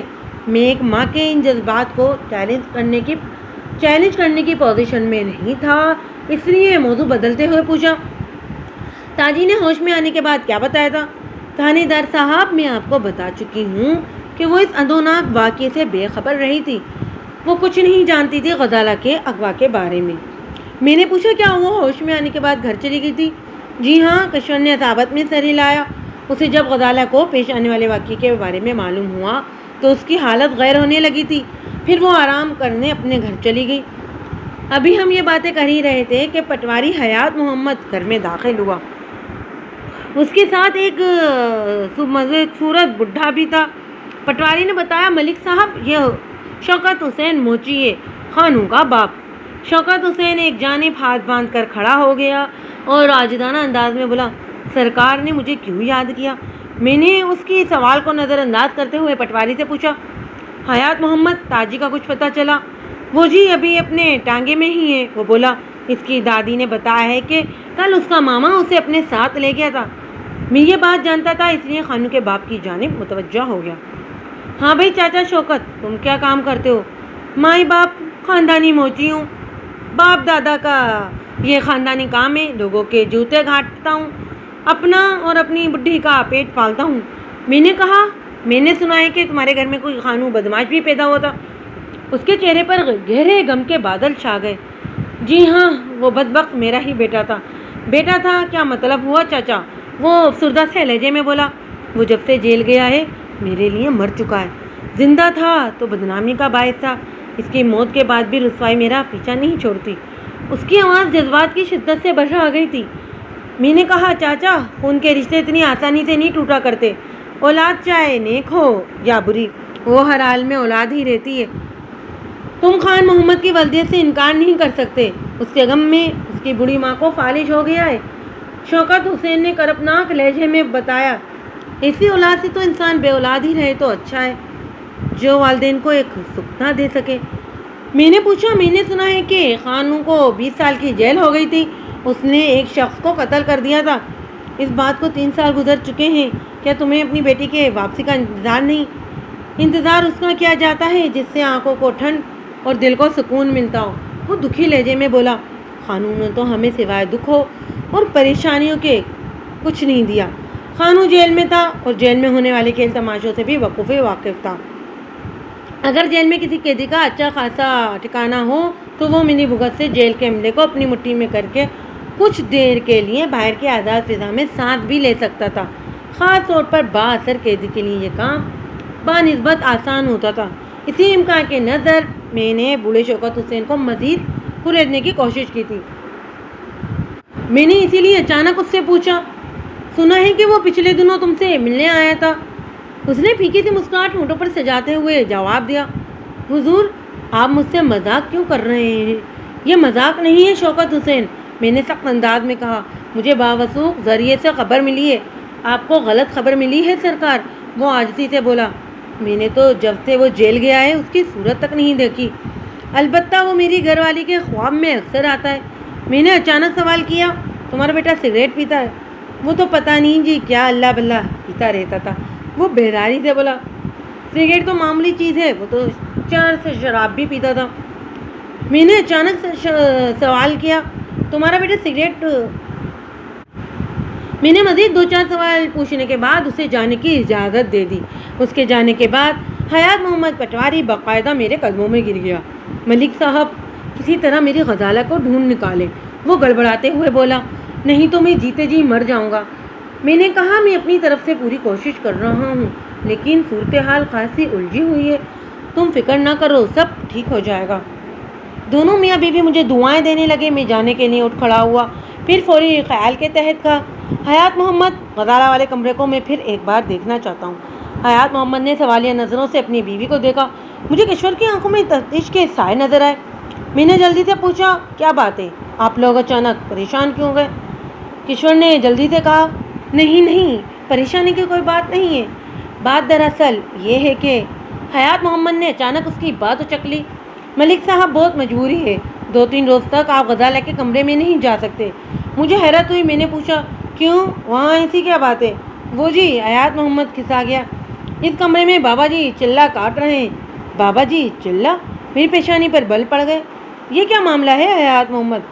کون سے بابا جی؟ کون سا چلہ کاٹ رہا ہے؟ کس سلسلے میں؟ کشور نے بتایا، یہ حیات محمد کے پیر و مرشد ہیں، بابا جھنڈے شاہ، غزالہ کا سراغ لگانے کے لیے چلہ کاٹ رہے ہیں۔ میں نے پوچھا، یہ وہی بابا ہیں جن کا آستانہ جنگل کے اندر ہے؟ جی ہاں، بالکل وہی، حیات محمد نے کہا، میں ان کا مرید ہوں، انہوں نے مجھے صرف 72 گھنٹے کے اندر اندر وہ غزالہ کا سراغ لگا لیں گے۔ جی کس قسم کا چلہ ہے بھائی؟ میں نے کہا، میں نے تو سن رکھا ہے کہ چلہ 40 دن کا ہوتا ہے۔ حیات محمد نے کہا، بابا جی اللہ کے نیک بندے ہیں، وہی جانے 3 دن کا چلہ ہوتا ہے، میں تو بس یہ جانتا ہوں کہ وہ ضرور میرے دل کے قرار کو ڈھونڈ نکالیں گے، مجھے میری غزالہ کا پتہ چل جائے گا۔ میں نے تنزیہ انداز میں کہا، اگر وہ اتنی ہی کرنے والے ہیں تو حیات محمد ان سے کہو وہ اپنے علم کے زور سے غزالہ کو واپس لیں، ہمیں خواہ کیوں پریشانی میں ڈال رکھا ہے؟ وہ ایسا بھی کر سکتے ہیں جناب، حیات محمد نے پوری یقین سے کہا۔ اس کے اندازے سے محسوس ہوتا تھا کہ وہ بابا جھنڈے شاہ سے گہری عقیدت رکھتا تھا، لیکن انہوں نے اس کام کے لیے ایک شرط عائد کر دی ہے، اور کشور اس شرط کے لیے… کشور نے نظریں جھکا دی۔ مجھے احساس ہوا کہ معاملہ خاصا گمبھیر ہو چکا تھا۔ میں نے حیات محمد سے پوچھا، تمہارے مرشد نے غزالہ کی واپسی کے لیے ایسی کون سی شرط لگا دی ہے؟ وہ بتانے لگا، بابا جی کا فرمان ہے، اگر لڑکی کی ماں کو صرف 1 رات کے لیے ان کے کمرے میں بند کر دیا جائے تو وہ اس کی روح کے ذریعے اس کی کھوئی ہوئی بیٹی کا نہ صرف سراغ لگا سکتے ہیں بلکہ اغوا گان کو واپس سر کے بل آنے پر مجبور بھی کر سکتے ہیں، لیکن کشور یہ قربانی دینے کو تیار نہیں۔ میں نے شدید غصے کے عالم میں کہا، حیات محمد تم انتہائی بے غیرت انسان ہو، اس میں بے غیرتی والی کون سی بات ہے جناب؟ وہ حیرت سے منہ کھول کر میری طرف دیکھنے لگا۔ میں نے سخت لہجے میں کہا، تم اپنی بیوی، اپنی عزت کو ایک نامحرم شخص کے ساتھ کمرے میں رات گزارنے کے لیے کہہ رہے ہو؟ تم سے بڑا بے غیرت اور کون ہوگا؟ پیر صاحب نامحرم تو نہیں ہے جناب، وہ سنجیدگی سے بولا، وہ تو میرے باپ کی جگہ ہے، وہ تو فرشتے سے بھی زیادہ پاک باز ہے۔ اور بس کرو حیات محمد، میں نے غضیلے انداز میں کہا، اگر تم نے مزید کوئی بکواس کی نا تو میں اسی وقت تمہیں گرفتار کر کے لے جاؤں گا۔ وہ رونی صورت بنا کر بولا، آپ میری بات کا مطلب نہیں سمجھے جناب، میں تو آپ کو بتا رہا تھا کہ قبیلہ پیر صاحب بے پناہ روحانی صلاحیتوں کے مالک ہیں، پورا پنڈ ان کا عقیدت مند ہے، وہ تمام مریدوں کو اپنی اولادوں کی طرح سمجھتے ہیں۔ میں اس کی عقل پر ماتم کرنے کے سوا اور کیا کر سکتا تھا؟ اندھی عقیدت رکھنے والوں کو سمجھانا ممکن نہیں ہوتا۔ میں نے اچانک دل میں سوچا، کیوں نہ اس پیر فرتوت کا دیدار بھی کر لیا جائے۔ میں نے حیات محمد سے کہا، اب تم نے اپنے پیر کی اتنی تعریف کر دی ہے کہ میرے دل میں ان سے ملنے کا اشتیاق جاگ اٹھا ہے۔ وہ خوش ہو گیا، ضرور جناب ضرور، پیر صاحب ذرا چلے سے فارغ ہو جائیں، میں آپ کو ان سے ملوا دوں گا، میں بھی ان سے ملنا چاہتا ہوں۔ میں نے کہا، اس وقت تو ممکن نہیں ہے۔ حیات محمد نے کہا، چلے کے دوران وہ کسی قسم کی مداخلت پسند نہیں کرتے۔ میں مداخلت کا کوئی ارادہ نہیں رکھتا، میں تو صرف ان کا دیدار کرنا چاہتا ہوں۔ میں نے گہری دلچسپی کا مظاہرہ کرتے ہوئے کہا، چاہے دور ہی سے صحیح ان کی ایک جھلک دکھا دو۔ وہ اپنے پیر صاحب کے بارے میں مجھ میں اچانک پیدا ہو جانے والی عقیدت کو دیکھ کر متاثر نظر آنے لگا۔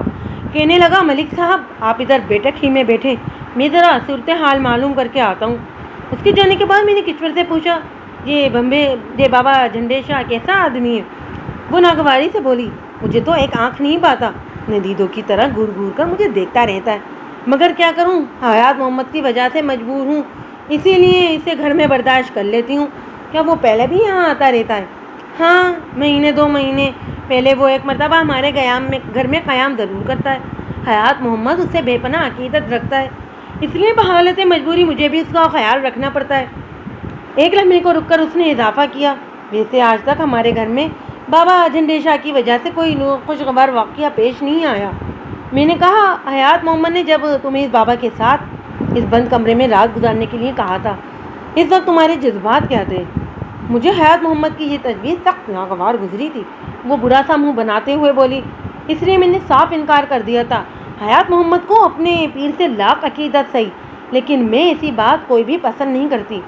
بہت اچھا کیا تم نے، میں نے سراہنے والے انداز میں کہا، آئندہ بھی متحد رہنا۔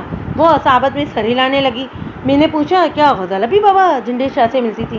ہاں جناب، جب وہ ہمارے گھر میں قیام کرتا ہے تو حیات محمد غزالہ کو سلام کرانے اس کے پاس لے کر جاتا ہے۔ وہ شفقت بھرا ہاتھ غزالہ کے سر پر پھیر کر اسے بہت دعائیں دیتا ہے تو غزالہ خوش ہو جاتی ہے۔ میں نے پوچھا، کیا بابا جھنڈے شاہ کو یہ بات معلوم تھی کہ غزالہ کس کمرے میں سوتی تھی؟ میں نے اچانک ہی یہ سوال کیا تھا۔ وہ چونک کر میری جانب دیکھنے لگی، پھر بولی، آپ کا مطلب کیا ہے؟ تم سوال نہیں، صرف میرے سوال کا جواب دو، میں نے درست لہجے میں کہا۔ وہ بولی، ظاہر ہے یہ کون سی ڈھکی چھپی بات تھی، بابا کو تو ہمارے گھر کی ایک ایک چیز کے بارے میں معلوم ہے۔ میں ایسے کئی دھوکے باز پیروں فقیروں سے واقف تھا جو سادہ لوگ مریدوں کے گھر قیام کرتے تھے، ان کی اندرونی معلومات حاصل کرتے تھے، پھر موقع پا کر اس گھر کی جوان لڑکی کو یا تو برباد کر دیتے تھے یا پھر بھگا کر لے جاتے تھے۔ بابا جھنڈے شاہ کی ذات شک سے پاک نہیں تھی۔ میں نے ایک فوری خیال کے تحت پوچھا، کیا بابا جھنڈے شاہ آج ہی چلے پر بیٹھا ہے؟ نہیں جی، وہ کل رات کو ہی آ گیا تھا، کشور نے بتایا۔ وہ کہتا ہے کہ اگر محض غزالہ کا سراغ لگانا ہے تو 72 گھنٹے کا چلہ کافی ہے، اور اگر اسے واپس بھی لانا ہے تو… وہ اچانک خاموش ہو کر زمین کو گھورنے لگی۔ میں نے اس کا جملہ مکمل کر دیا، تمہیں ایک رات اس کے ساتھ بند کمرے میں گزارنا ہوگی، وہ تم پر کوئی روحانی بالفاظ دیگر شیطانی عمل کرے گا اور غزالہ کو اغوا والے دن واپس لے آئے گا۔ غزالہ کو وہ تمہارے حوالے کرے گا، تمہارے سامنے ایڑیاں رگڑ کر کے مر جائیں گے۔ اور حیات محمد اپنے مرشد کی یہ فرمائش پوری کرنے کے لیے تیار بھی ہے۔ وہ کافی دیر تک خاموش رہی، پھر نظریں اٹھا کر میری جانب دیکھنے لگی۔ اس کے ہونٹوں سے ایک فقرہ جدا ہوا۔ حیات محمد بابا جھنڈے شاہ کی حکومت علی کو گناہ عظیم سمجھتا ہے، پاگل کا بچہ، میں نے تلخ لہجے میں کہا۔ اس کا دماغ خراب ہو گیا ہے، احمق، پڑھا لکھا جاہل۔ اس وقت حیات محمد نے بیٹھک میں آ کر مجھے بتایا کہ اس نے میرے لیے پیر صاحب کے دیدار کا راستہ تلاش کر لیا ہے۔ میں اٹھ کر اس کے ساتھ گھر کے اندرونی حصے میں آ گیا۔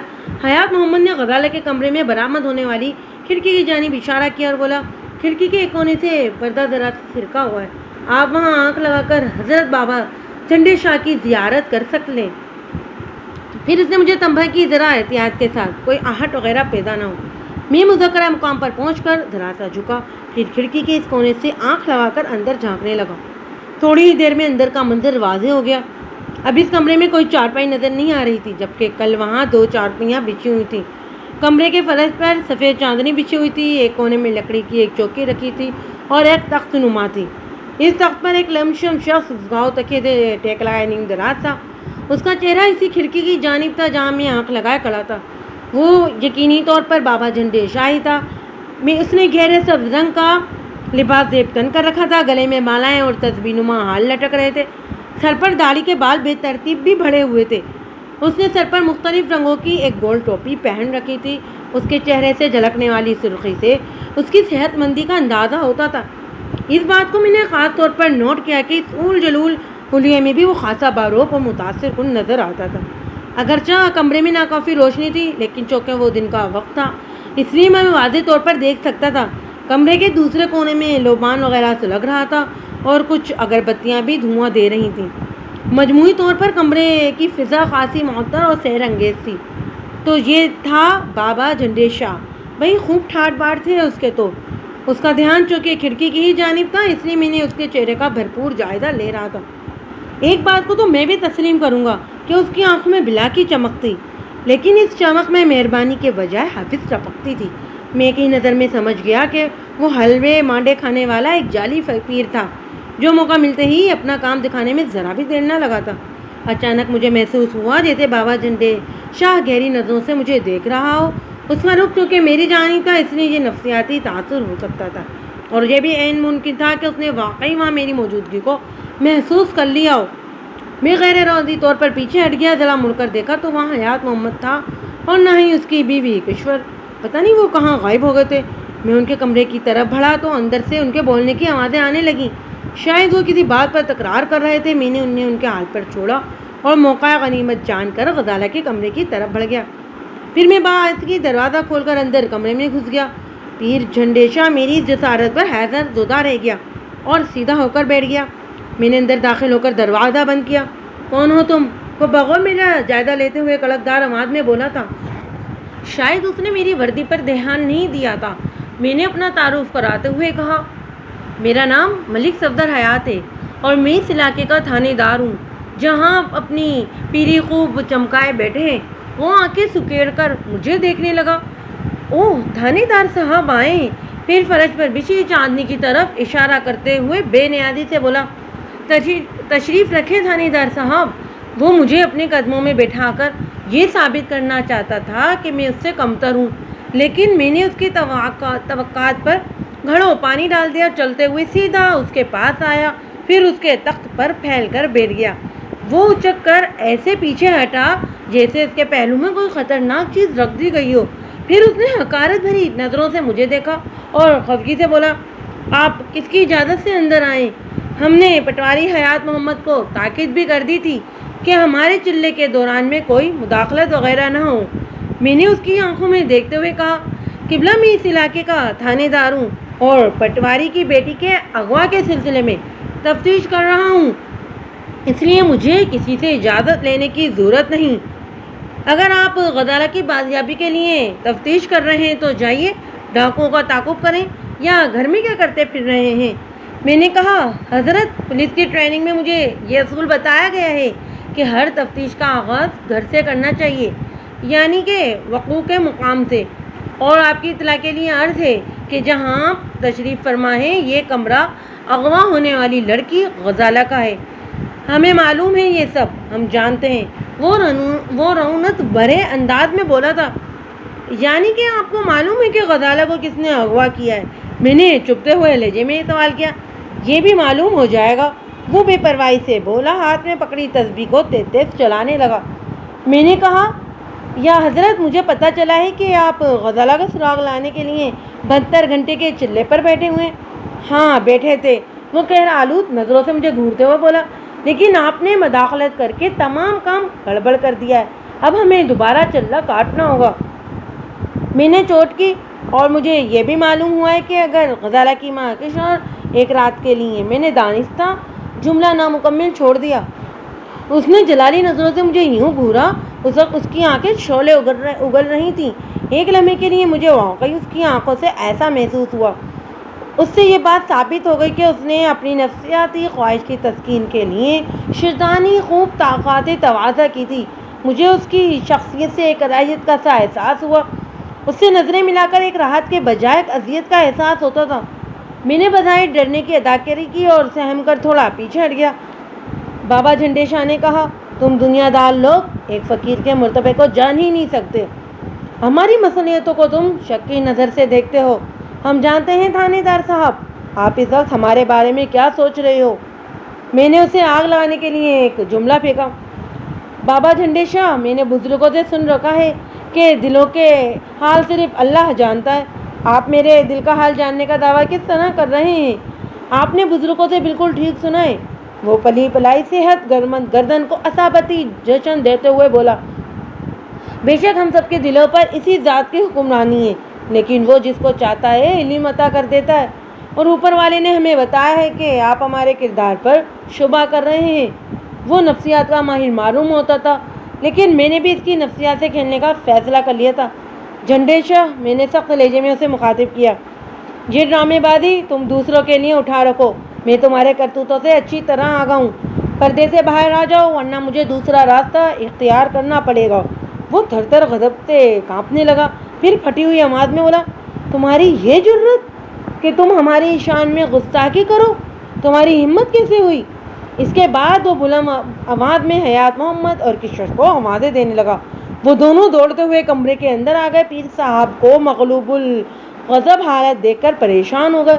مجھے امید نہیں تھی کہ بابا جھنڈے شاہ اتنی جلدی پسیائی اختیار کرے گا۔ میں تو ابھی دیر تلک اس کے ساتھ چوہے بلی کا کھیل کھیلنے والا تھا۔ صورتحال ایسی ہو گئی تھی کہ بحالت مجبوری مجھے وہاں سے ہٹنا پڑا۔ بابا جھنڈے شاہ جیسے جعلی عامل اور کامل پیر و مرشد ہمارے آپ کے آس پاس آج بھی موجود ہیں، لیکن افسوسناک بات یہ ہے کہ ہم ان کا کچھ بھی نہیں بگاڑ سکتے، حتیٰ کہ حکومت بھی ان جیسی طاقت کے سبب کوئی لائحہ عمل اپنا تیار نہیں کر سکتی۔ اس کی سب سے بڑی وجہ یہ ہے کہ ایسے کرداروں کی ہم خود حوصلہ افزائی کرتے ہیں اور انہیں معاشرے میں پنپنے کا موقع فراہم کرتے ہیں۔ یہ ایک ایسا زہریلا پودا ہے جس کی آباری کرنے والوں کی ہمارے معاشرے میں کمی نہیں پائی جاتی۔ میں چاہتا تو اسی وقت بابا جھنڈے شاہ کو گرفتار کر کے لے جاتا، لیکن اس طرح مجھے اس کے لاتعداد عقیدت مندوں کی مخالفت کا سامنا کرنا پڑتا۔ مجھے اس مخالفت کی پرواہ نہیں تھی، اصل بات یہ تھی کہ میں کسی ٹھوس ثبوت کی بنیاد پر جھنڈے شاہ کو چھاپنا نہیں چاہتا تھا۔ مجھے امید تھی کہ ایسا ثبوت میرے ہاتھ جلد لگ جائے گا۔ تھانے واپس آنے سے پہلے ہی میں نے کشور کو علیحدگی میں لے جا کر ایک مرتبہ پھر سمجھا دیا تھا کہ وہ اس پیر کے شر سے محفوظ رہنے کی پوری کوشش کرے۔ اس نے مجھے کہا کہ وہ ہر طرف سے چوکنا رہے گی۔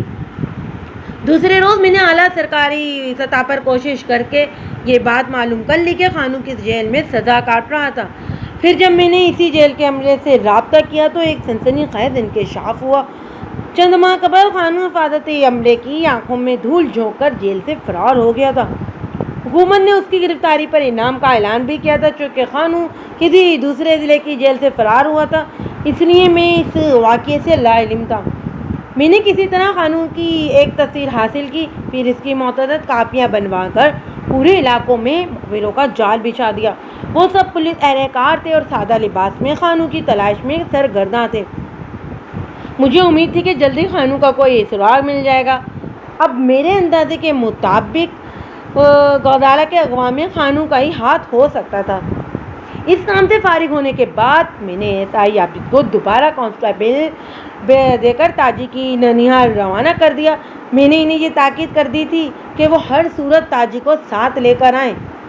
اس دوران میں گائے بگائے چودھری قادر زماں بھی میری کوشش کے بارے میں معلوم کرنے تھانے آتا رہا، لیکن میں نے اس کے رویے میں خاص بات نوٹ کی تھی، وہ یہ کہ اسے پٹواری کی بیٹی میں اب کچھ زیادہ دلچسپی نہیں رہی تھی، بس وہ راہ و رسم نبھا رہا تھا۔ تاہم چودھری حیدر علی کے جذبات کا اتار ابھی نہیں اترا تھا۔ وہ شدومت کے ساتھ غزالہ کو تلاش کرنے کی اپنی سی پوری کوشش کر رہا تھا۔ شام سے کچھ دیر پہلے SI عابد علی تاجی کو ساتھ لے کر آ گیا۔ تاجی کے ساتھ اس کا ماما ظہور حسین بھی تھا۔ تاجی خاصی گھبرائی ہوئی تھی اور خوفزدہ ہرنی کے مانند ہراساں نظروں سے ادھر ادھر دیکھ رہی تھی۔ اس کی عمر کا اندازہ میں نے 19-20 کے درمیان لگایا، جو بعد میں بالکل درست ثابت ہوا۔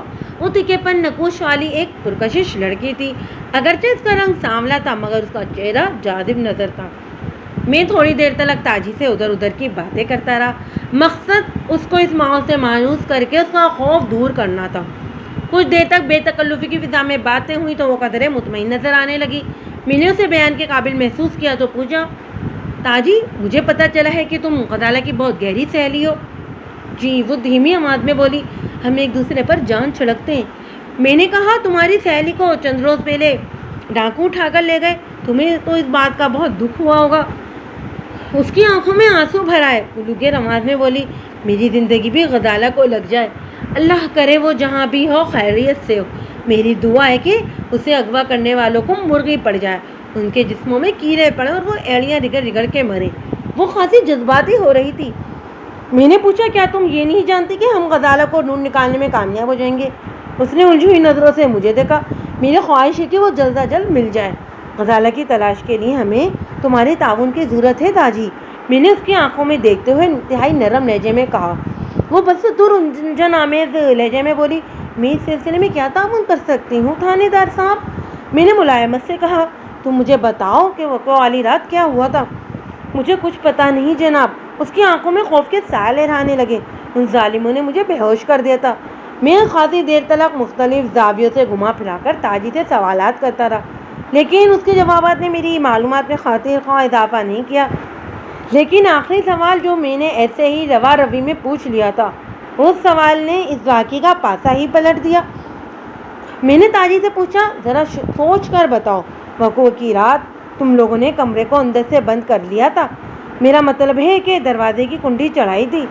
میں نے کشور چاچی کے کمرے کی جانب کھلنے والے دروازے کو محض پھیر دیا تھا، تاجی نے بتایا، لیکن برآمدے کی طرف کھلنے والے دروازے کو بند کر کے جب کنڈی لگانی چاہیے تو غزالہ نے مجھے منع کر دیا تھا۔ کیوں؟ وہ بولی۔ میں نے غزالہ سے پوچھا نہیں تھا، میرا خیال تھا کہ وہ شاید باتھ روم جانا چاہتی تھی جو باہر صحن میں تھا۔ تو تم بیرونی دروازہ کھلا چھوڑ کر ہی سو گئی تھی؟ نہیں جناب، وہ نفی میں سر ہلاتے ہوئے بولی۔ میں کافی دیر تک غزالہ کے اٹھنے کا انتظار کیا، لیکن جب اس نے بستر نہیں چھوڑا میں دوبارہ اٹھی اور میں نے کنڈی چڑھانی چاہی، لیکن اس مرتبہ بھی غزالہ نے مجھے ایسا کرنے سے روک دیا۔ میں سیدھا ہو کر بیٹھ گیا۔ مجھے ایسا محسوس ہوا کہ تاجی کوئی حیرت انگیز انکشاف کرنے جا رہی تھی۔ میں نے پوچھا، تاجی تم نے غزالہ سے اس کی وجہ نہیں پوچھی؟ پوچھی تھی جناب، وہ تھوک نگلتے ہوئے بولی۔ دراصل اس وقت مجھے بڑی زور کی نیند آ رہی تھی، لیکن غزالہ کے رویے نے میری نیند اڑا دی تھی۔ میں نے اسے کریدنا شروع کیا کہ وہ مجھے کنڈی چڑھانے سے بار بار کیوں منع کر رہی ہے۔ پہلے تو وہ ٹال مٹول کرتی رہی، پھر میں نے اسے اپنی جان کی قسم دی تو وہ بتانے پر تیار ہو گئی۔ مجھے کسی کا انتظار ہے تاجی، وہ خوابناک لہجے میں بولی۔ میں نے حیرت سے پوچھا، کس کا انتظار ہے تمہیں غزالہ؟ بابا جی نے کہا تھا کہ ان کے موکل کل رات کسی وقت میرے پاس آئیں گے۔ غزالہ کی آواز سے مسرت پھوٹ رہی تھی۔ مجھے بابا جھنڈے شاہ کبھی اچھا نہیں لگا۔ میں نے غزالہ سے سوال کیا، بابا کے موکل تمہارے پاس کیا لینے آئیں گے؟ تم کچھ نہیں جانتی ہو تاجی، اسی لیے تو پوچھ رہی ہو۔ میں نے الجھے ہوئے لہجے میں دریافت کیا۔ بتاؤ غزالہ، بابا کے موکل تمہارے پاس کیوں آئیں گے؟ وہ مجھے غسل دیں گے گلاب کے عرق سے، غزالہ نے خوابدہ لہجے میں کہا۔ بابا نے مجھے بتایا تھا کہ جب وہ مجھے غسل دینے آئیں گے تو پہلے مجھے بے ہوش کریں گے۔ تم کیا بہکی بہکی باتیں کر رہی ہو غزالہ؟ مجھے اس کی الجھی ہوئی باتوں سے کوفت ہونے لگی۔ تمہارے بابا کے موکل تمہیں عرق میں غسل دینے کیوں آئیں گے؟ بابا نے بتایا تھا کہ شادی سے ایک روز پہلے ان کے موکل جس لڑکی کو عرق گلاب سے غسل دیتے ہیں وہ سدا جوان اور خوبصورت رہتی ہے، زندگی کی آخری سانس تک اس کی جوانی برقرار رہتی ہے۔ جانتی ہو کسے؟ پھر اس نے خود ہی اپنے سوال کا جواب دے دیا، کیونکہ بابا کے موکل وہ عرق گلاب جنت سے لائیں گے۔ اپنی بات ختم کر کے غزالہ نے ایک ہلکا سا کہکاپ بھی لگایا تھا۔ غزالہ کی باتیں میری سمجھ سے بلاتر تھیں۔ میں نے اسے اس انداز میں پہلے کبھی باتیں کرتے ہوئے نہیں سنا تھا، لیکن چونکہ اس وقت مجھے نیند نے گھیرا ہوا تھا اس لیے میں نے جان چھڑانے کے لیے پوچھا، غزالہ کیا تمہارے بابا کے موکل بند دروازے میں سے نہیں آ سکتے؟ میرا مطلب ہے ہم دروازے کو اندر سے کنڈی لگا دیتے ہیں، موکل تو غیر مرئی مخلوق ہیں، وہ بند دروازے سے بھی گزر آئیں گے۔ تو نہیں سمجھے گی تاجی، وہ خود فراموشی کی کیفیت میں بولی۔ بابا جی نے تاکید بھی کی تھی کہ وہ انسانی واضح قطع میں آئیں گے، اس لیے دروازے کو کنڈی نہ لگاؤں۔ میں اس وقت تو یہی سمجھی تھی کہ غزالہ مذاق کر رہی ہے، لیکن اس کی باتوں نے وقتی طور پر میری نیند اڑا دی تھی۔ میرے دل میں خود بد ہونے لگی تھی۔ میں اپنی چارپائی پر پڑی کافی دیر خاموش تک دروازے کو تکتی رہی، پھر نہ جانے کے ساتھ میری آنکھ لگ گئی۔ اس کے بعد کے واقعات کا مجھے علم نہیں، ساری بات میری سمجھ میں آ چکی تھی۔ اس نامراد نام نہاد پیر نے اپنی چال بازی سے سادہ لوگ غزالہ کو بے وقوف بنایا تھا اور اغوا کروا لیا تھا۔ مجھے پہلے ہی اس پر شک تھا، اب کسی شک و شبے کی گنجائش نہیں رہی تھی، بلکہ یقین ہو گیا تھا کہ اب اس پر ہاتھ ڈالنے کا وقت آ گیا تھا۔ میں نے فوری طور پر ASI ریاض باجا کو 4 کانسٹیبلوں کے ساتھ بابا جھنڈے شاہ کی گرفتاری کے لیے روانہ کر دیا۔ میں نے انہیں بتا دیا تھا کہ جعلی بابا اس وقت کہاں ملے گا۔ اس طرف سے فارغ ہو کر نے SI ہمایوں خان کو ایک باری نفری کے ساتھ بابا جھنڈے شاہ کے آستانے پر چھاپا مارنے بھیج دیا۔ میں نے ہمایوں کو خاص طور پر تاکید کر دی تھی کہ وہ وہاں پر موجود ہر فرد کو گرفتار کر کے فی الفور تھانے لے آئے، باقی باتیں یہی ہوں گی۔ چراغ دن کھوجی کی ایک بات میرے ذہن میں چکرا رہی تھی۔ اس نے بتایا تھا کہ گھوڑوں کے پاؤں کے نشانات بابا جھنڈے شاہ کے آستانے پر آ کر ختم ہو گئے تھے۔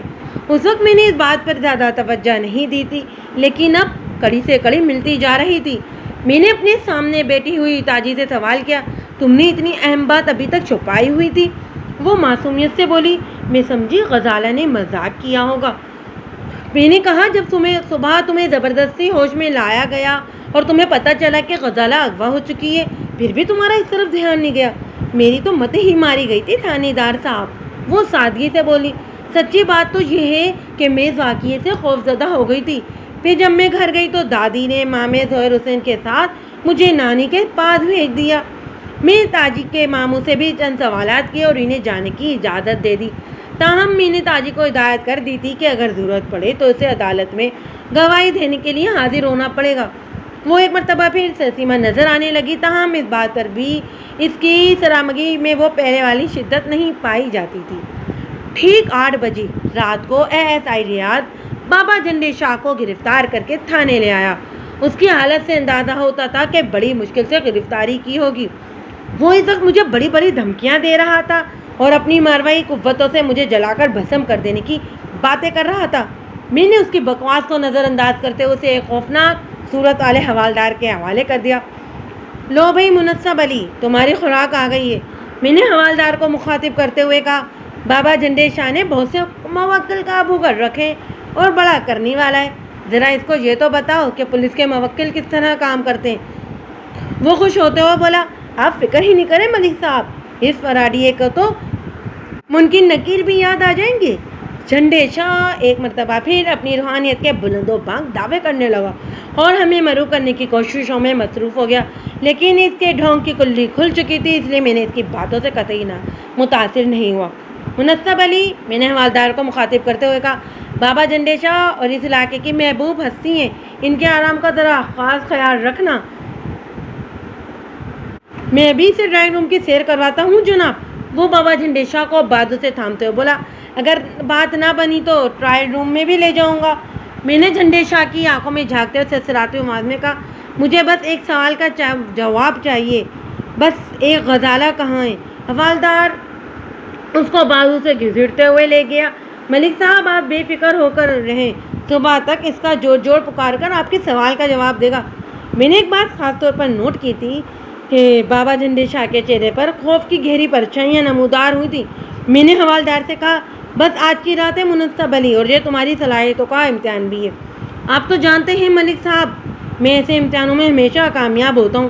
میں مطمئن ہو کر اپنے گھر چلا گیا۔ دوسری صبح میں تھانے پہنچا تو معلوم ہوا SI ہمایوں خان بابا جھنڈے شاہ کے آستانے سے 4 مجاوروں کو پکڑ لایا تھا۔ وہ چاروں کے چاروں چہرے میرے سے ہی چھٹے ہوئے بدماش نظر آتے تھے۔ وہ چاروں حوالات میں بند تھے۔ میں نے سب سے پہلے بابا جھنڈے شاہ کی خبر لی۔ اس کی حالت کافی بری تھی۔ منصب علی حوالدار نے مار مار کر اس کا کچومر نکال دیا تھا۔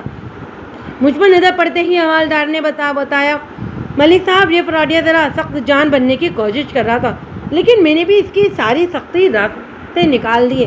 اس نے سب کچھ قبول کر لیا ہے۔ آپ اس کے کارناموں کی فہرست مطالعہ کریں گے تو حیران رہ جائیں گے۔ میں جھنڈے شاہ کو اپنے کمرے میں بلا لیا اور اس کے کالے کرتوتوں کی طویل داستان اس کی زبانی سننے لگا۔ اس کے دائیں بائیں دونوں مستنڈے ٹائپ حوالدار کھڑے کر دیے تھے تاکہ اس کی زبان لڑکھڑا نہ پائے۔ بابا جھنڈے شاہ کے بیان کا خلاصہ میں آپ کی خدمت میں پیش کر دیتا ہوں۔ اس کا اصل نام عنایت حسین تھا۔ وہ سرگودا کا رہنے والا تھا اور خاصا مشہور جرائم پیشہ شخص تھا۔ چوری، ڈکیتی اور لوٹ مار اس کا ذریعہ بدماش تھا۔ پھر ایک ڈکیتی کے دوران اس نے ایک آدمی کو قتل کر دیا۔ چونکہ وہ پکڑا نہیں گیا تھا، اس لیے اس کا حوصلہ پڑ گیا۔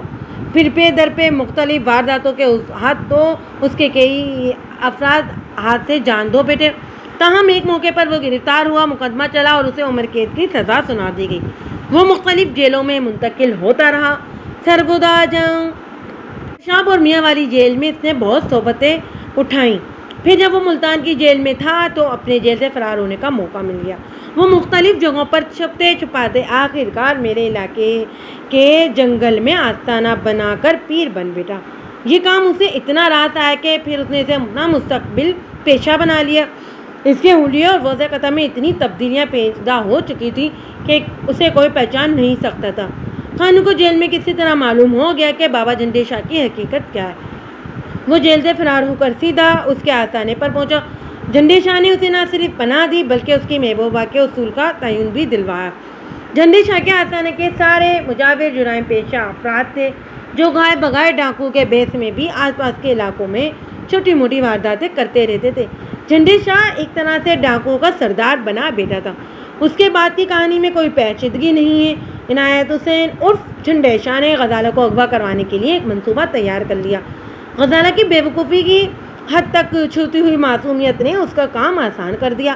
اگرچہ میں نے سارے فساد کی جڑ کو گرفتار کر کے طویل جرائم کا اقرار کروا لیا تھا، لیکن اس باب دو کا افسوسناک پہلو یہ ہے کہ میں غزالہ کو واپس نہ لا سکا۔ میں اسے واپس لا بھی کیسے سکتا تھا؟ وہ اس دنیا میں ہی نہیں رہی تھی۔ جھنڈے شاہ کے ڈاکوؤں نے اسے اغوا کرنے کے لیے ایسا بے ہوش کیا کہ پھر اسے ہوش ہی نہیں آیا۔ وہ جب جھنڈے شاہ کے ڈیرے پر پہنچی تو اس کے جسم اور روح کا ناطہ ٹوٹ چکا تھا۔ عنایت حسین اور خانو نے اسے ہوش میں لانے کی بھرپور کوشش کی، لیکن ان کی ہر سطح ناکام رہی۔ جب انہیں یقین ہو گیا کہ غزالہ میں زندگی کی کوئی رمق باقی نہیں رہی تو انہوں نے خاموشی سے آستانے کے پچھواڑے گڑھا کھود کر اسے وہاں پر ڈھیر کر دیا۔